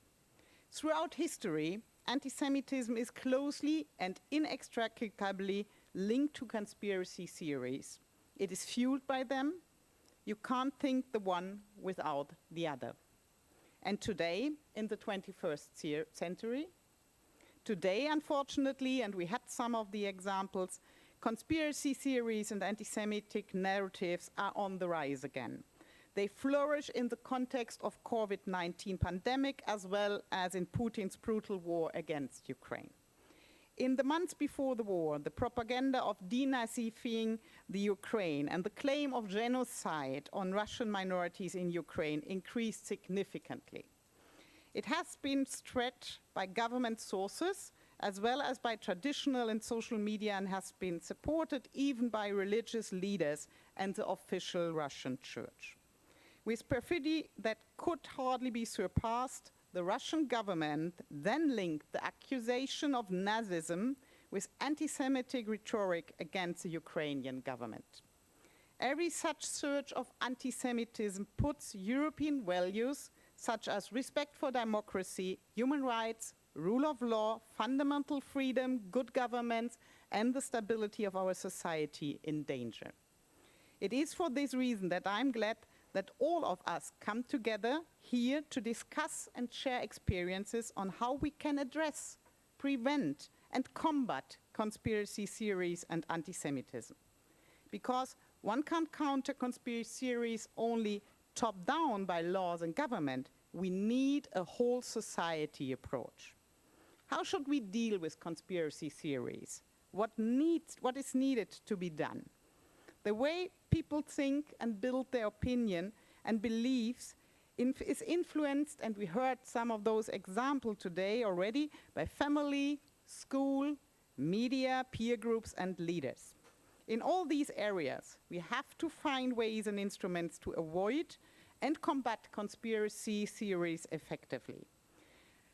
Reaching convinced conspiracy theorists by counter-arguments is difficult. Some say that it's impossible, as we heard from Sander van der Linde here today. This makes it all the more important to prevent people from adopting conspiracy theories at an early stage and to build resilience in our society and educational systems. I'm thinking about teachers who have such great influence on our youth. It is crucial to be able to discuss mechanisms and the danger of conspiracy theories in classrooms, strengthen critical thinking as well as empathy in order to challenge stereotypes and hatred. Teaching materials, study cards, as well as textbooks needed to be reviewed on a regular basis and adapted to an educational free of discrimination, racism, and violence. Teachers and students at school and university need to be sensitized to the issue. And I found especially the example that Ilana Sikorel puts here in the panel on the common model of teaching the teacher is really a good piece for exchange of best practice. We should not allow for propaganda to find its way into the classrooms. We need to be vigilant. Therefore, I want to thank UNESCO for their just launched advocacy document for teachers to address conspiracy theories. In today's world, we have to become quicker at adapting to media developments. Especially on social media platforms, conspiracy theories spread fast and reach thousands, if not millions of people. DSA, so the Digital Service Act, is a game changer for creating a safer digital space free of anti-Semitism, yes, but we need to catch up.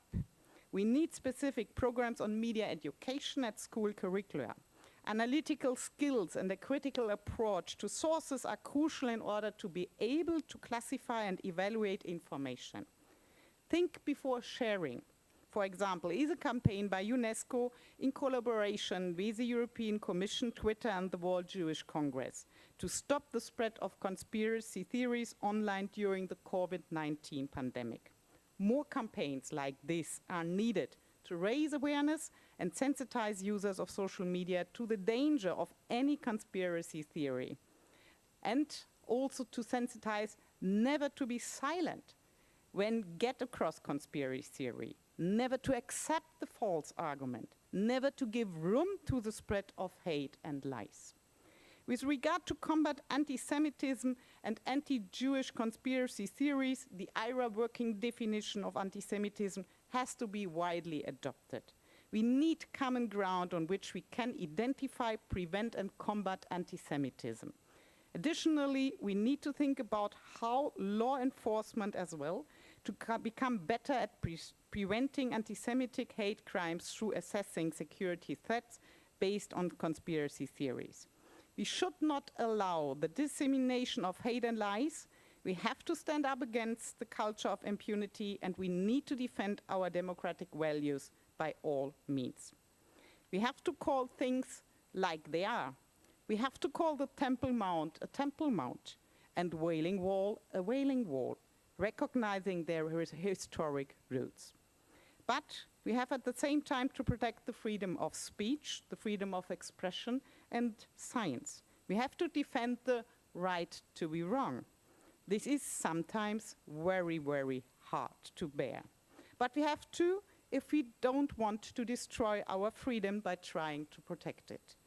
We have constantly to define the narrow paths. Where are the limits of freedom of speech and where does the hate speech start? What is a conspiracy theory and what is just a wrong argument? For this reason, I want to encourage all of us.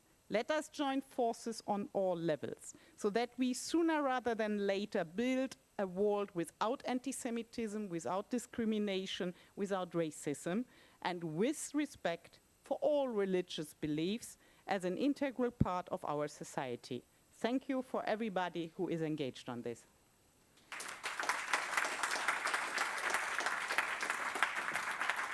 Thank you very much, Madam Vice President. And you said it, we need all strands of society. And that's what we'll try to do now in the next panel, to bring practitioners from different industries and to see what they are doing in their professional environments in order to tackle this very complex question, as you just mentioned. And for this, I'd like to invite to join us on stage Miro Dietrich, your researcher, at the Center for Monitoring, Analysis and Strategy, CMAS.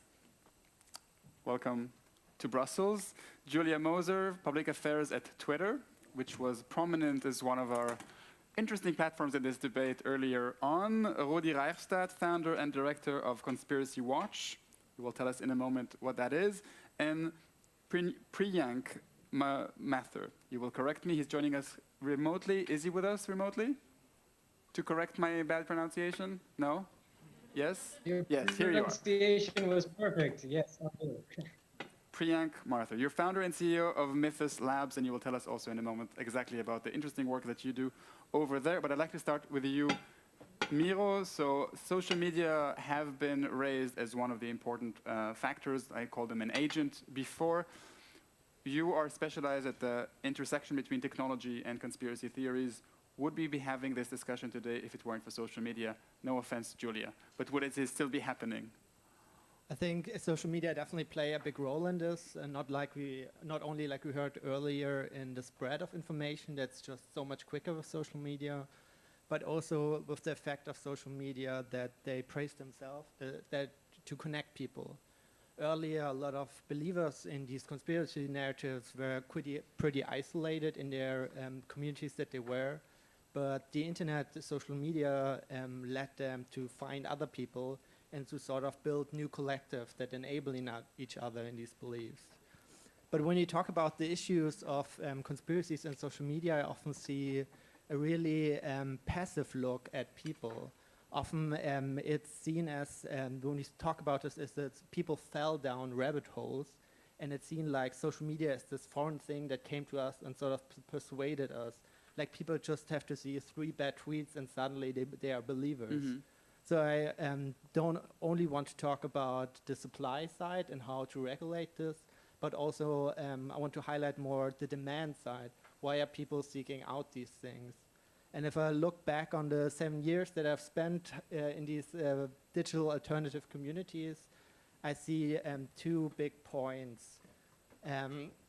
Not to depoliticize them, but I think 2 points that lead people in these alternative realities and especially make them stay there. And when I talk about this, it's digital communities. So we see a defragmentation of communities. The big church communities, the union communities, the big families aren't there anymore. So people feel pretty lost. We've seen this in the pandemic. So they seek out other communities and they find these in the digital world. And the other thing... But then why would they fall for these fringe ones and extreme ones? Why not find a legitimate, kind community, go do sports, play tennis? I mean, why does it have to be so full of hate? That's the second part, that we are missing the big narratives for our lives. We are missing meaning. Mostly work is presented to us as the fulfilling part of our life. For some, that's not possible. Others don't find that fulfilling. So these conspiracy narratives in these far-right alternative communities give us a sense of purpose. For example, if you believe in QAnon, suddenly there's an epic fight of good versus evil around the world. It's full of spies and dangerous things, and you are helping children getting rescued. If you look at the terrorist of Halle, the shooter, he had a longsword in his car. So he definitely saw himself as sort of the crusader of saving the world. And I think that's really sad that these communities have a hold on communities and on narratives, because finding communities and finding a purpose in life is one of the best qualities that we have as humans. And I think this will be really complicated to offer alternatives to this, because the simple narratives of the simple black and white stuff is really complicated to find better narratives against these. And I think through education we can definitely inoculate people to get to sort of to see more the world in a more complicated case that it is. And I think looking forward, it's a really big problem that people not only believe in racist ideas or anti-Semitic ideas, but that they are in these communities, because then they're sort of lost to the world, they're sort of lost to an alternative reality. And we see that the crises are getting more and more, and with every crisis we have a part of our population that is not involved in the solution of the crisis. It's actually making the crisis worse, as we've seen in the pandemic. And I think when we look to the future, the climate crisis and more crises to come, this will be a huge problem if such a big part of a society isn't reachable for information anymore. What I find very interesting and also a bit alarming in what you're saying is that if we spoke earlier, Madame Sicurel was telling us about the prototype, the demographics of the person who's more susceptible to follow these ideas. What you're describing, the need for a community and the need for a meaning, is something that we can all prescribe to. We all need that, just a question of whether we fall in the wrong, in the wrong place. Maybe to move to you, Julia, so Twitter has been mentioned in the previous interventions. We heard that lies spread 6 times faster, and we all know how easy it is to send a tweet. I mean, I don't know how many of the conspiracy theorist tweets actually spread, but it's very easy to just do them en masse, and then some of them will have their effect.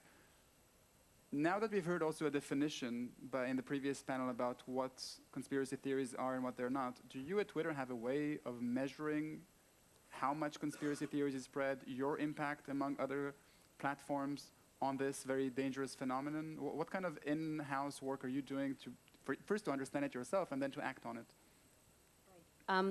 So there are a couple of things that we're doing, and maybe it's worth starting by sort of like just a quick sort of principle on our approach that is really to empower people who use our service to critically engage the content that they see. And that really underlies a lot of the work that we're doing. And I would need probably hours to sum everything up, so I'll just try to highlight some of the parts. Take 4 minutes. 4, right. Policies, actions, and also talk a bit about the research aspect and give you numbers throughout to sort of like what we can measure and what we see on the platform. So our overall approach and a long belief has been that content moderation needs to move beyond the removal or leaving up content, because it's the binary approach does not fit the information environment that we have these days.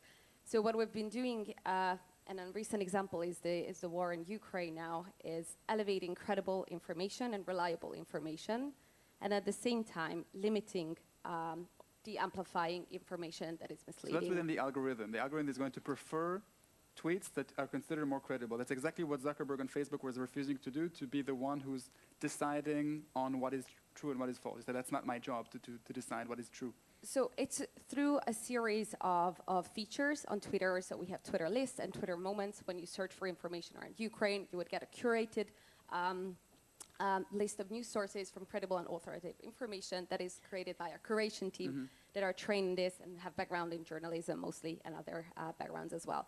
So these two happen at the same time, providing you ideally better quality information and helping you to find reliable information, especially in crisis. But also connecting to conspiracies and just how we're all aware that when it comes to emerging crises, there is a lot of information, it's rapidly changing, it's a sort of volatile environment. So in the past weeks, we rolled out a new policy, crisis misinformation policy, that specifically focuses on emerging crises. We've been implementing it in relation to the war in Ukraine, and we'll look to expand it over time. But basically what it does is that when you have accounts that are high profile and they share information that might be misleading, and it is proven to be misleading by 2 or 3 credible sources, then we apply a warning notice which says that it has been proven misleading by sources, but we leave it there for accountability reasons. So it's a very nuanced approach, and this is why it's also difficult to explain it in 4 minutes, because this is just one part of the sort of all the policy updates that we rolled out throughout in the past weeks and months. But we're talking about the kind of warnings that we used to see with President Trump that says... A label, basically. Okay. But it's not just a label in a sense that you don't see the tweet itself, you see the warning notice, and then you have to click through if you want to see it. Exactly. So there is these nuanced approaches. Now, there's a lot that's happening also on the content moderation side, but I also want to highlight here, especially because of the topic of the symposium and because we're talking about education, that there is a lot that can and needs to be done on the prevention side. So this is also something that we're continuously looking into, introducing safety measures that include muting keywords or banning accounts, but also prompts that help you when you're scrolling through your news, your tweets. So that would help you, for example, giving a practical example, when you want to retweet an article without clicking on the article itself, you'll be prompted that headlines don't tell the full story. And we found that it actually helps in, I think, if I'm recalling the numbers correctly, 40% of people clicked on the article after getting the prompt. And I think it was around 30% who decided not to retweet it, which is fine. Not everything needs to be shared. Yeah. I think we agree with that. So this is a sort of on the proactive or the prevention aspect, in addition to some of the media literacy work that we've been engaged with also with UNESCO and the European Commission before. I'm happy to talk about that later. And just to sort of like get to the second part of all the actions that we've been doing, perhaps it's also worth mentioning, again, in relation, I'm bringing a lot of examples from the war of Ukraine, sadly. But we also saw that we've been applying labels to state-affiliated media accounts for a long time and expanded it to tweet levels and rolled out a specific policy for countries that are engaged in interstate conflicts and at the same time limit freedom of information in the countries. So the amplification was applied for accounts as well, and we have some preliminary numbers that prove that these accounts received 49% less reach Also, their tweets dropped to 25%, and the number of accounts that engage with these also saw a drop of 49%, which are pretty good numbers, in a sense proving that de-amplification can also be effective in tackling some of these issues.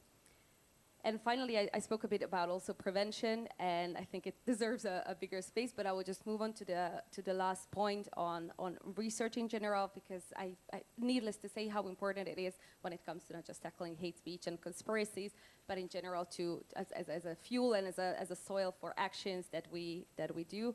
And so in terms of numbers and measuring, we provide access to researchers through our API, which allows researchers to really see and point out what is happening on Twitter. It's fully public, as we all know. It provides a way to come up with solutions, and also to helps us to improve and learn, which is something that we continuously do. I could go on also on the research part, but I will stop here now and No, but I think it's interesting because on both your sides there are researchers and also joining us remotely. So I mean, I'm interested maybe to move on to you, Rudy. So we've heard about some of the methods that have been developed. I know that you at Conspiracy Watch also have very original approaches, and I'd like you to tell us a little bit about some of the other tools that Conspiracy Watch has developed. And I don't know if maybe in the second round we can hear if this access to the data from Twitter has been serving the research community in better understanding conspiracy theories. But, please. Alors, tout d'abord, je voudrais dire que je me réjouis.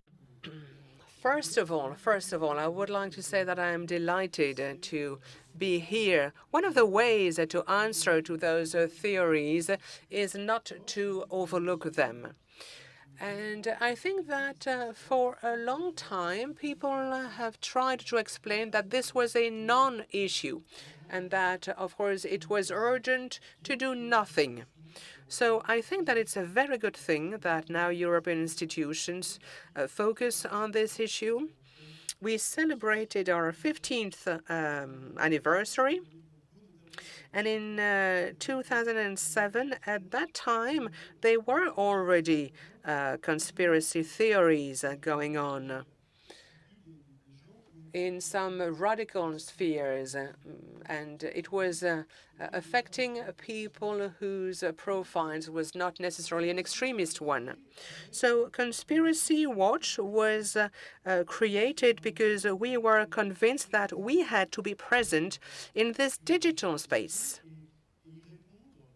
We wanted to bring an answer to the conspiracy theories. We wanted to bring answers, so we produce information, articles, videos, as well, podcasts, because we want to inform the French-speaking audience. This is a French-speaking site, and we want to inform on those conspiracy theories.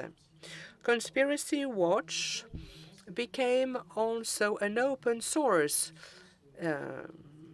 intelligent site.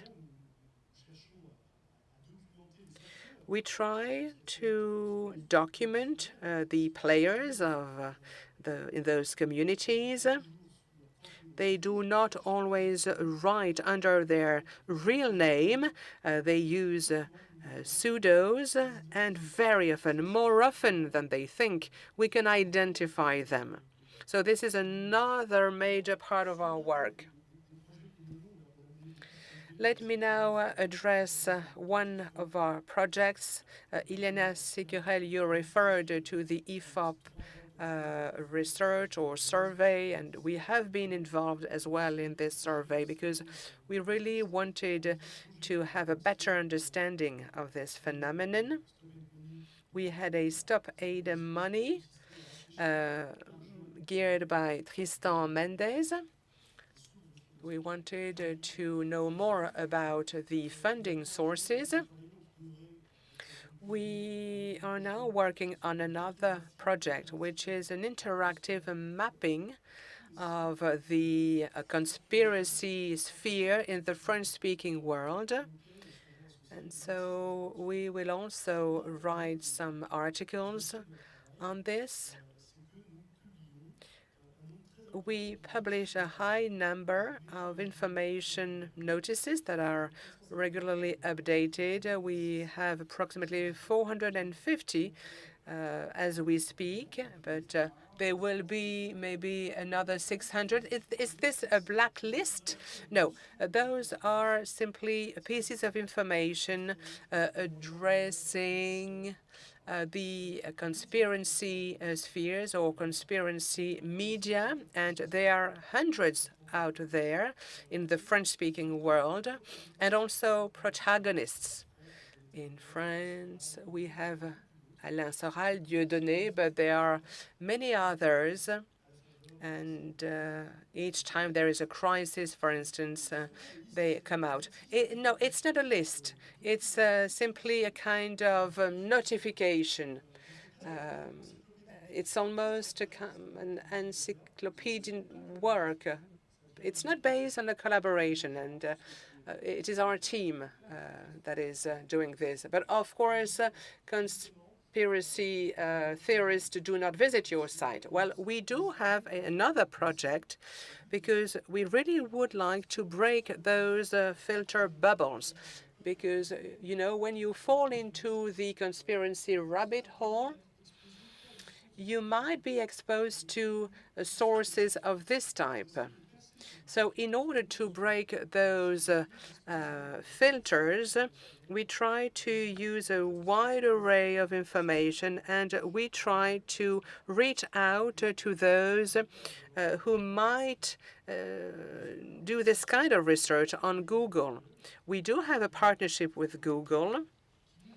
And thanks to this partnership, we can also push for ads that will refer to those information notices. So if you search for those themes, those conspiracy media or persons on Google, there is a likelihood that you might be exposed to the first research result, which is one of our information notice. And we have been experimenting this now for 3 years, together with Tristan. And this is an example of pre-bunking.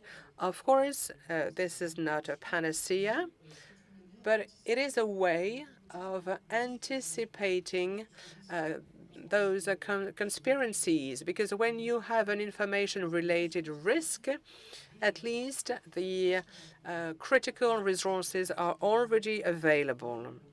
In November 2020, we faced such a scenario. We saw the appearance of, on platforms, of a long conspiracy movie called Hold Up. It was a French movie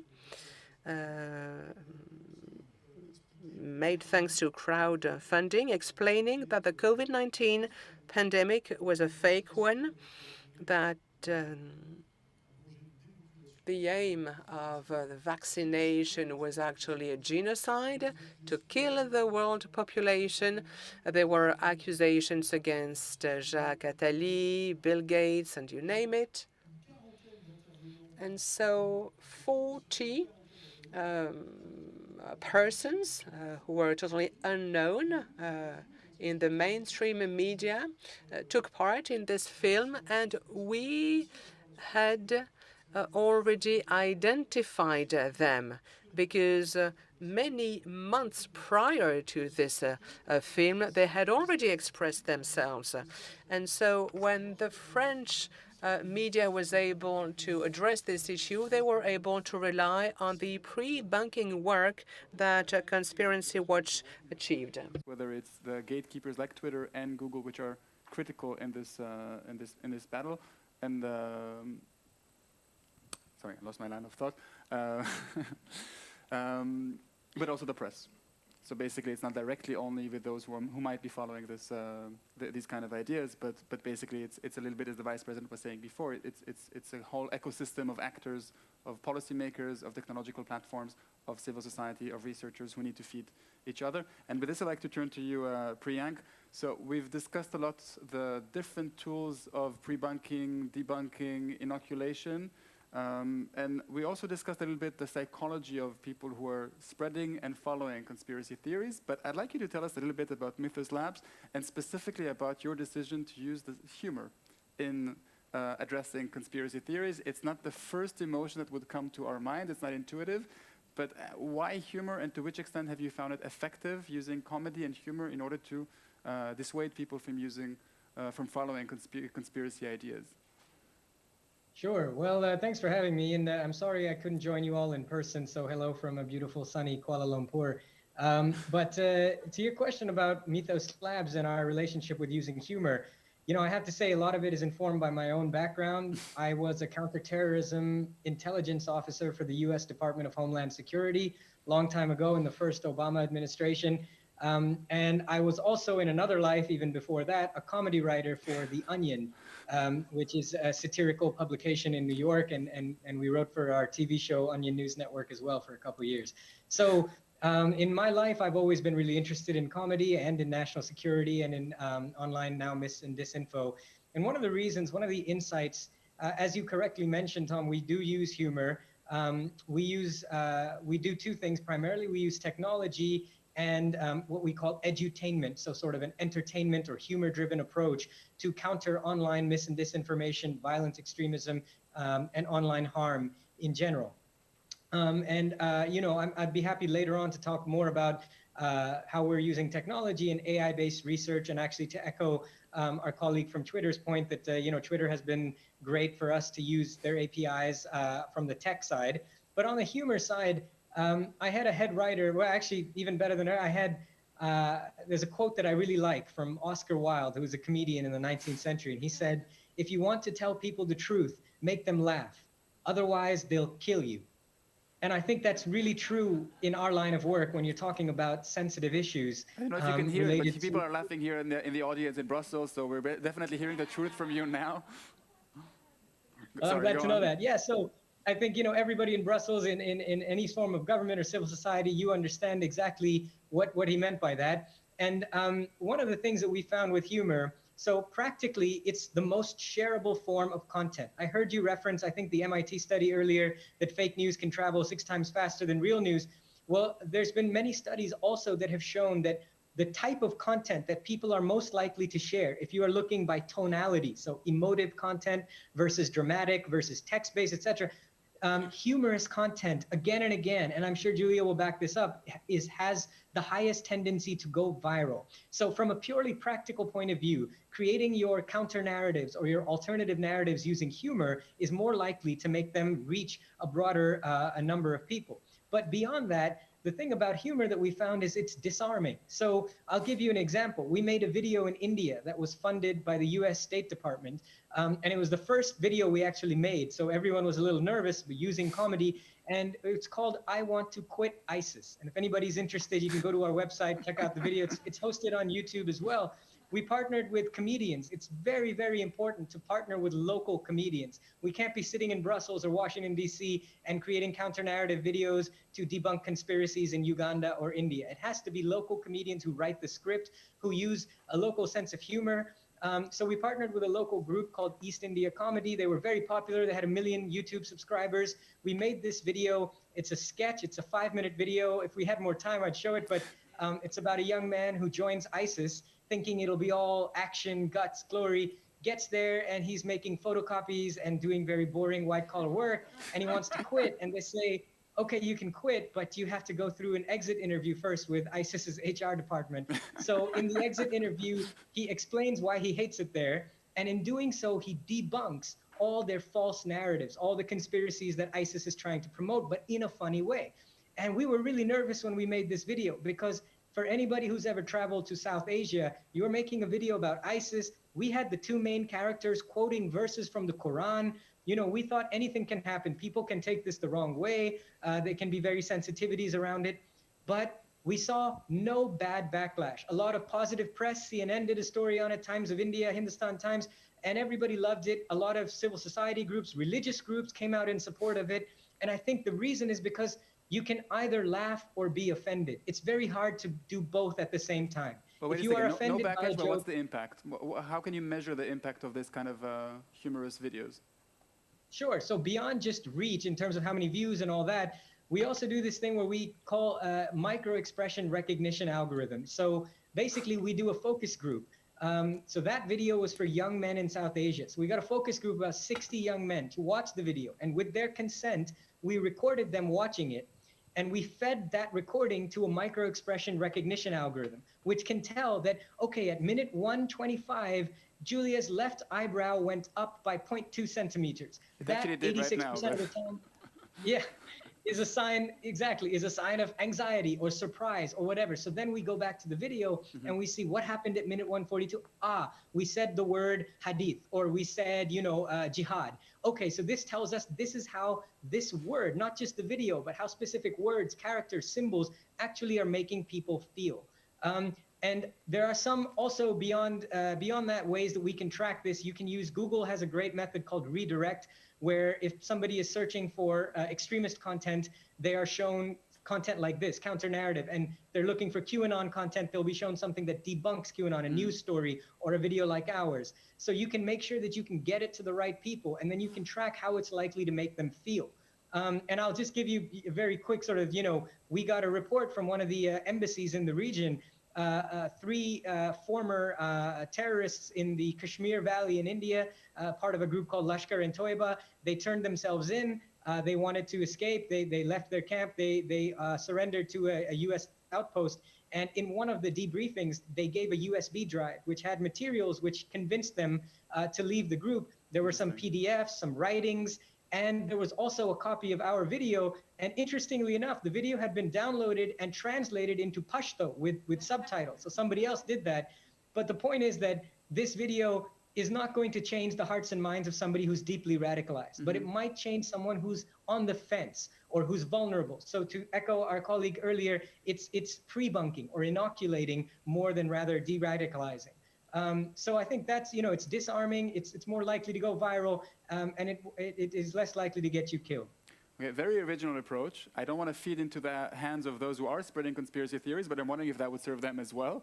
We're going to start seeing theories that are more humorous. Maybe they would also spread more. So I mean, this tactic might work for both camps. To go back to you, it seems to me like social media, by definition, is all about simplification. Twitter is the extreme example of that because the syntax is even shorter. But if conspiracy theories and populism in general are all about simplistic answers, the fact that our rhetoric, our debate have become, you know, reduced to such short messages, that is creating a misbalance in the sense that those populists and simplicists, it's easier for them. And I think it's no coincidence that most successful populist politicians around the world are very good on social media. That simply the platform is made for them. It was probably not conceived with that intention, but in the end, it's easier to spread a simple idea than a complex philosophy on social media. Do you agree that there's something about the very syntax of the platform that is just, you know, skewing the debate in one direction? I think the reason why simple messages spread so far is because people want simple messages. So first people want simple messages, then social media understood that, and now simple messages are spreading on them. Yeah, going back to the thing, to not seeing as a passive thing, where people just read something and get convinced there's a demand for these things. We often talk about it as it would be a technological problem, but it's a societal problem that we have. We can't just content moderate our way out of anti-Semitism and racism in our society. So you're saying technology reflects basically society rather than, or the two are feeding each other. Yeah, it's definitely the need of us for this content that drives the engagement in this way. It's because we want to be enraged, we want to laugh. That's why the algorithms rank this content so high. So it's the human desire that sort of leads us this way. Something that social media maybe understood before even the conspiracy theorist groups, or not before, but basically rode on the same psychic need for simplified ideas. Right, I appreciate Miro jumping in and providing the sort of overall framework and context that we as human beings don't like to deal with complexities. But I think a lot of the issues that we're describing and discussing today here started before social media, but I fully understand where the question is coming from. But we had blood libels, we had the poisoning of the well, like we had these long before social media came to be. And also conspiracies are not unique to Twitter. They are present on social media that have very different formats, don't, you know, restrict the number of character counts in any ways. So it's not necessarily that I think. I think also when it comes to conspiracies and hate speech as well, and just in general, sort of harmful online behavior, behavior is a key word in that. And this is what we've been looking at, and I'm speaking obviously specifically for Twitter and our content moderation approach in general, that focuses on looking at behavior and a pattern of behavior, and also taking context into consideration, and how the two work together. And then a range of enforcement actions are coming to place, basically. So I think that's the behavior part, and especially when it comes to disinformation, when there is also often coordinated inauthentic behavior, and we've again seen this in the context of the war in Ukraine. This is again the part where we can see that it's not necessarily the content that we need to focus on, but on the pattern on behavior. If there is an account that repeatedly engages in sharing misleading information, for example, or any other policy violations, is there a repeated action that happens? And obviously the context itself, because we know that content in itself doesn't necessarily convey the same meaning without the context. So that's why we take a more nuanced approach, which is definitely harder to scale, but we believe that it's the right approach. Let me ask you if we can expand a little bit the geographic scope of the debate beyond the Western world, beyond Europe and the United States. I mean, obviously here when we speak about scapegoating, I mean, anti-Semitism is one of the main concerns that we're speaking about, among other groups that are being scapegoated. But maybe you, Berniak, I know that Priyank, feel free to correct me every time I mispronounce your name. I know that you're now in Kuala Lumpur, you're based in Boston, but you work a lot in Southeast Asia and Africa, but feel free maybe to jump in afterwards. Do we see major differences in the spread of conspiracy theories in the Western world compared to other societies? Is the level of education, for example, of a society one of the factors to how easy it is to spread conspiracy theories? Yeah, are you asking me? Yes. Yeah, I think you definitely see different conspiracy theories. One of the things, I'm in Kuala Lumpur right now, actually, because we're working on a digital literacy project, and I firmly believe that, to use a COVID analogy, counter narratives are a treatment, but social media literacy is really the vaccine that's going to, in the long run, inoculate people against conspiracy theories and mis and disinfo. And one of the big things that you're seeing in this part of the world now is, interestingly, we've also been researching Ukraine-related disinformation and publishing a series of reports. One of the things we're seeing is that you've got a lot of states in Asia and Africa that feel like their voice on the Ukraine conflict is being marginalized and not looked at seriously. I was in the United States 2 weeks ago, and if you read a newspaper or watch TV, it looks like the whole world is against Russia. But then you come to where I am right now, and actually you realize it's just the West. A lot of the world is neutral about this conflict or sympathizes with some of what Russia, what we would call propaganda or disinformation, is saying online. So I think that a lot of the conspiracy theories in this part of the world sometimes are reactionary to what first comes out of the West. And then people sort of react to it, and sometimes that reaction can become extreme enough where it causes conspiracy theories on the other end of the spectrum about how this is all an American plot to overthrow the non-Western countries, and that they're going to do this to China next, and they're going to do this to India next. And these are the kinds of theories you're seeing here on Discord, on Telegram, on Twitter.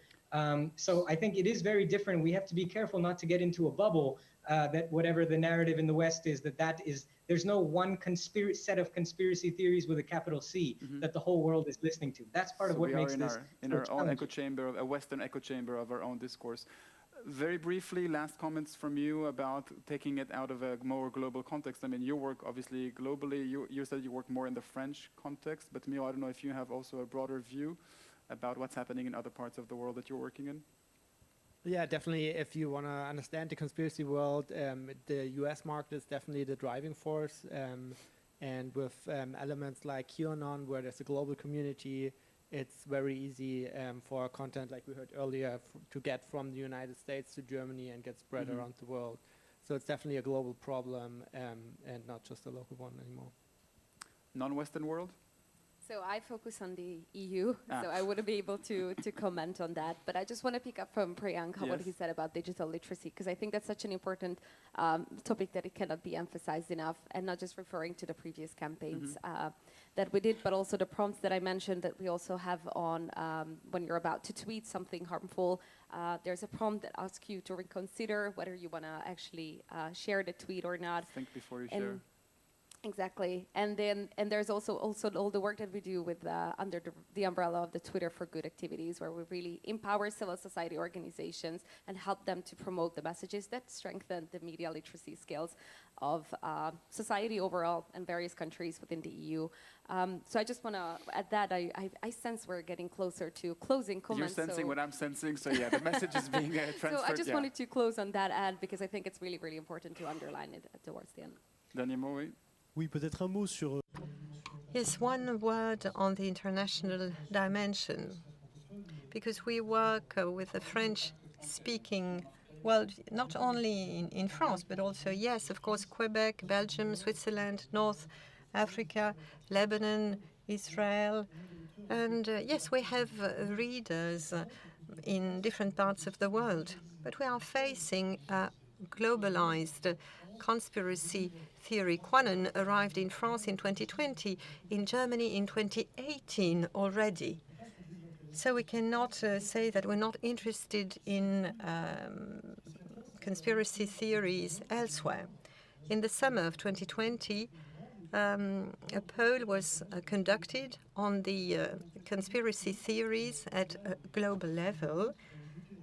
And we've seen that there are different levels of belief in such theories. And what comes into picture is the level of education and also the geopolitical history. Amongst the states, the countries where you have a very high level of conspiracy, you have Mexico, Saudi Arabia, Turkey, and Egypt. And they come from different parts of the world.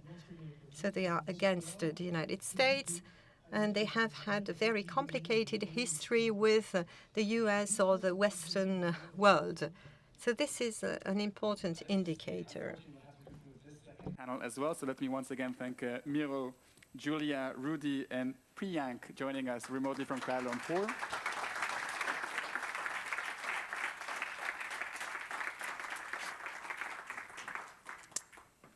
So many of the previous speakers have spoken about their dedication to the question of anti-Semitism and what can be done about it. But one person who's dedicated her career to the fight against anti-Semitism and fostering Jewish life in Europe and around the world is Katharina von, and here again I'm going to, Katharina von Schnobein from the European Commission, please. Thank you very much, Dan. Yes, so it's a real pleasure to be here with you and to have the honor to summarize a bit what we heard and also to see what the European Commission has been doing in this field. It's an honor for us as Commission to co-sponsor this event, which I believe has been very rich. Also because it brings together, and I think, we've always been very prone to emphasize how important it is to make sure that the research and that academia are closely connected with policy making. And certainly in the run-up to writing the first EU strategy on combating anti-Semitism and fostering Jewish life that was adopted last October, this was one of the aspects that we took very seriously, to be connected with the community on the one side and with research on the other side in order to hopefully get it right. Now, I will not step into the trap to say everything has been said, but not by me. Yeah, I will briefly say a few things that I have taken from this conversation, and then also go to what the Commission has been doing and will do with regards to addressing conspiracy, including in particular also with regards to anti-Semitism. And I think we saw how closely these two have been related in the past, long before social media, and how they have fueled hatred and have led to a situation where they have created action, also in the past, centuries ago, for thousands of years. And today we see a similar situation. Things are created, not in the virtual world. They are posted there by concrete people. They are amplified by algorithms and other means. and then they take to the street. So I think one important aspect is really to take the virtual world as the real world. And I know for no matter who's in the room here, probably our age gap, how wide it may be, this is not something that we usually think. We still think of two separate worlds. But for my children, definitely, the virtual world is really real. And I think this is one important aspect.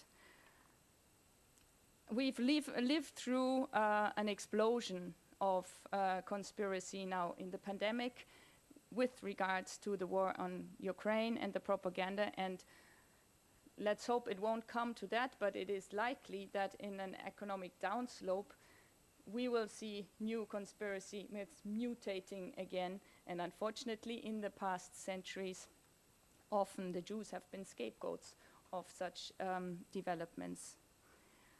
What I found really interesting is the idea of inoculation of a small dose of conspiracy myths. I would have liked to know from Xander exactly how you do this, but it's, I think, an interesting thought to you know, a bit like the example also on ISIS, to inject a bit in order to create antibodies rather than focusing only on facts.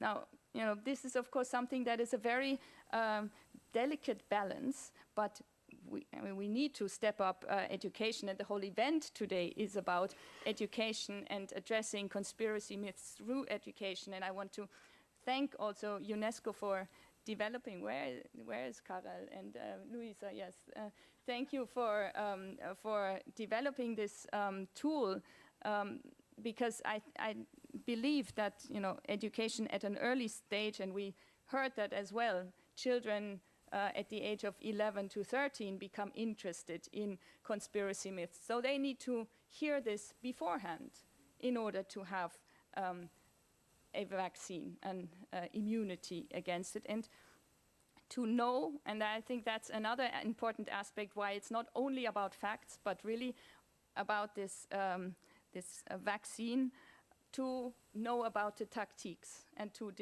dismantle the tactics in conspiracy, because then, you know, you don't need to know the fact of every aspect, but you can just see the structure in it. What has the European Commission done? Now, we had our colleague from the so-called Stratcom in the External Action Service here on the podium. They do excellent work. I can recommend to all of you who are in social media to look at what they do. EU versus Disinfo. It was created actually after the parliamentary elections, the last ones, because of the interference of Russia already at that point.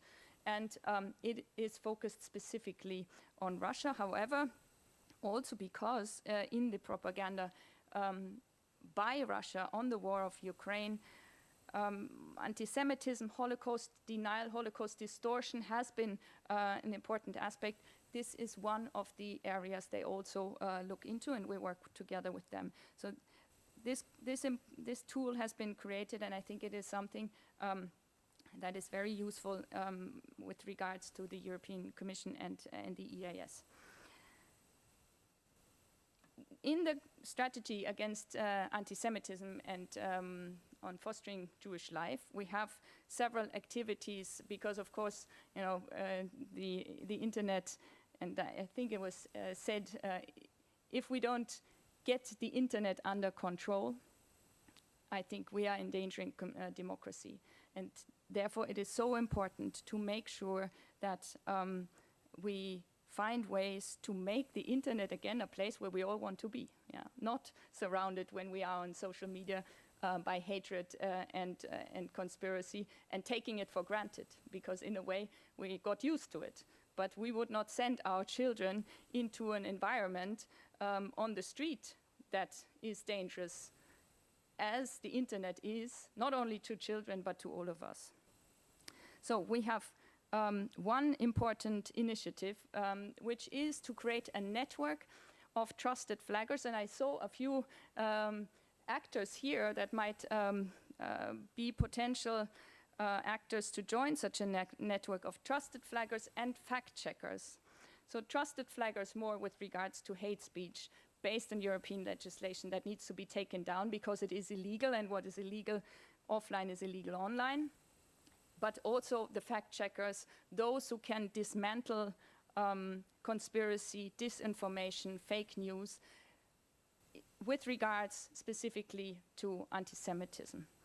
We want to do this in all EU languages and also in languages that are not EU languages but transport anti-Semitic content into the EU, and this will be developed also together with the European Digital Media Observatory that was recently launched, which has 8 national hubs, and it is part of one of the actions from the European Democracy Action Plan. So this is a big initiative that will be rolled out as part of the strategy, and the strategy runs until 2030. Another one of the 94 actions that we have in this in the strategy is to launch in January 2023, again together with UNESCO and OSCE ODIHR, and training program, educational training program for educational professionals, so policymakers, but also teachers, to address anti-Semitism through education.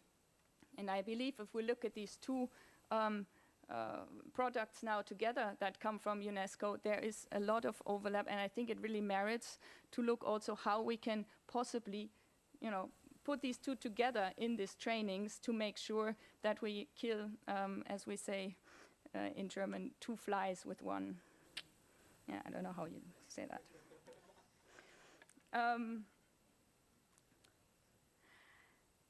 Now we will also continue what has been mentioned before and develop further the Think Before Sharing media initiative that was really, I believe, something that was developed when we saw how quickly anti-Semitic content was exploding during the pandemic, and in a very short period of time in the first half of 2020, we developed this together with UNESCO and the EJC as well. And I think it's this kind of quick reaction that is also needed often when we deal with the online. Then there's also, of course, the issue about platforms' responsibility. I'm pleased that Twitter is here, and we are, as you know, in touch for many years with the platforms. We have a code of conduct, and we have now created the Digital Services Act, which will lead to more transparency about algorithms, will oblige the platforms to have better redress mechanisms, and also even has the possibility to impose fines in case of non-compliance. So this will be a very important tool. But of course, with regards to conspiracy and disinformation, it's much more complicated because it's not straightforward. It's not something you say, this is incitement to hatred and violence, needs to be taken down. Yeah. So we have to be smart. But yet, I believe that the Digital Services Act will help with regards to increasing the responsibility of platforms that they have with regards to society and to also their own reputation, I believe. Then there's also, in the same vein, the responsibility of member states to prosecute online haters, those who act illegally on the net or can incite hatred and violence through their actions. Another aspect that we are pursuing with member states.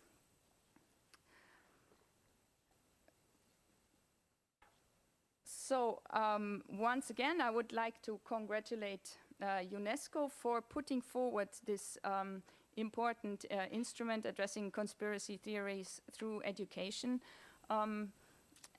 I hope that it will become this vaccine, that can immunize people against conspiracy and help them to dismantle the tactics that are behind it. I would like to thank the European Jewish Congress for putting all of this together. I think we've been working for many years together, and it is very complementary, and it is very much appreciated. Also, your actions, Raya. I thank the Alfred Landecker Foundation. I think you've been, since your creation, very quickly up to speed. So thank you for joining, and the Cambridge Social Decision Making Lab as well for contributing to this event today. Close cooperation is key, and I think we see in this event today that when we join our forces, we do have a chance not to despair, but really to bring different aspects to the table that can, from policy making to research to community responses to civil society action, can ensure that we push back on conspiracy and we dismantle them. Thank you very much. Thank you very much, Katharina von Schnurbein. So this concludes the public part of today's International Symposium on addressing conspiracy theories. I will say it, don't worry, I will say it. If you were here or watched us online and found this discussion useful, please join us today at 6 on the Twitter handle of UNESCO, as we will have a Twitter space with more practitioners who will tell us about their ideas and their contributions on addressing conspiracy theories. Until then, let me thank all the speakers who were here today, the organizers, UNESCO and the European Jewish Congress, as well as the European Commission, Cambridge University, and the Alfred Landecker Foundation. Let me thank you, the audience here and online. There is lunch on the first floor. Don't go anywhere. It's served right here. If you're watching us online, go grab some lunch. Join us at 6. From myself, Dan Sobowitz, thank you for being with us, and see you at 6 on Twitter.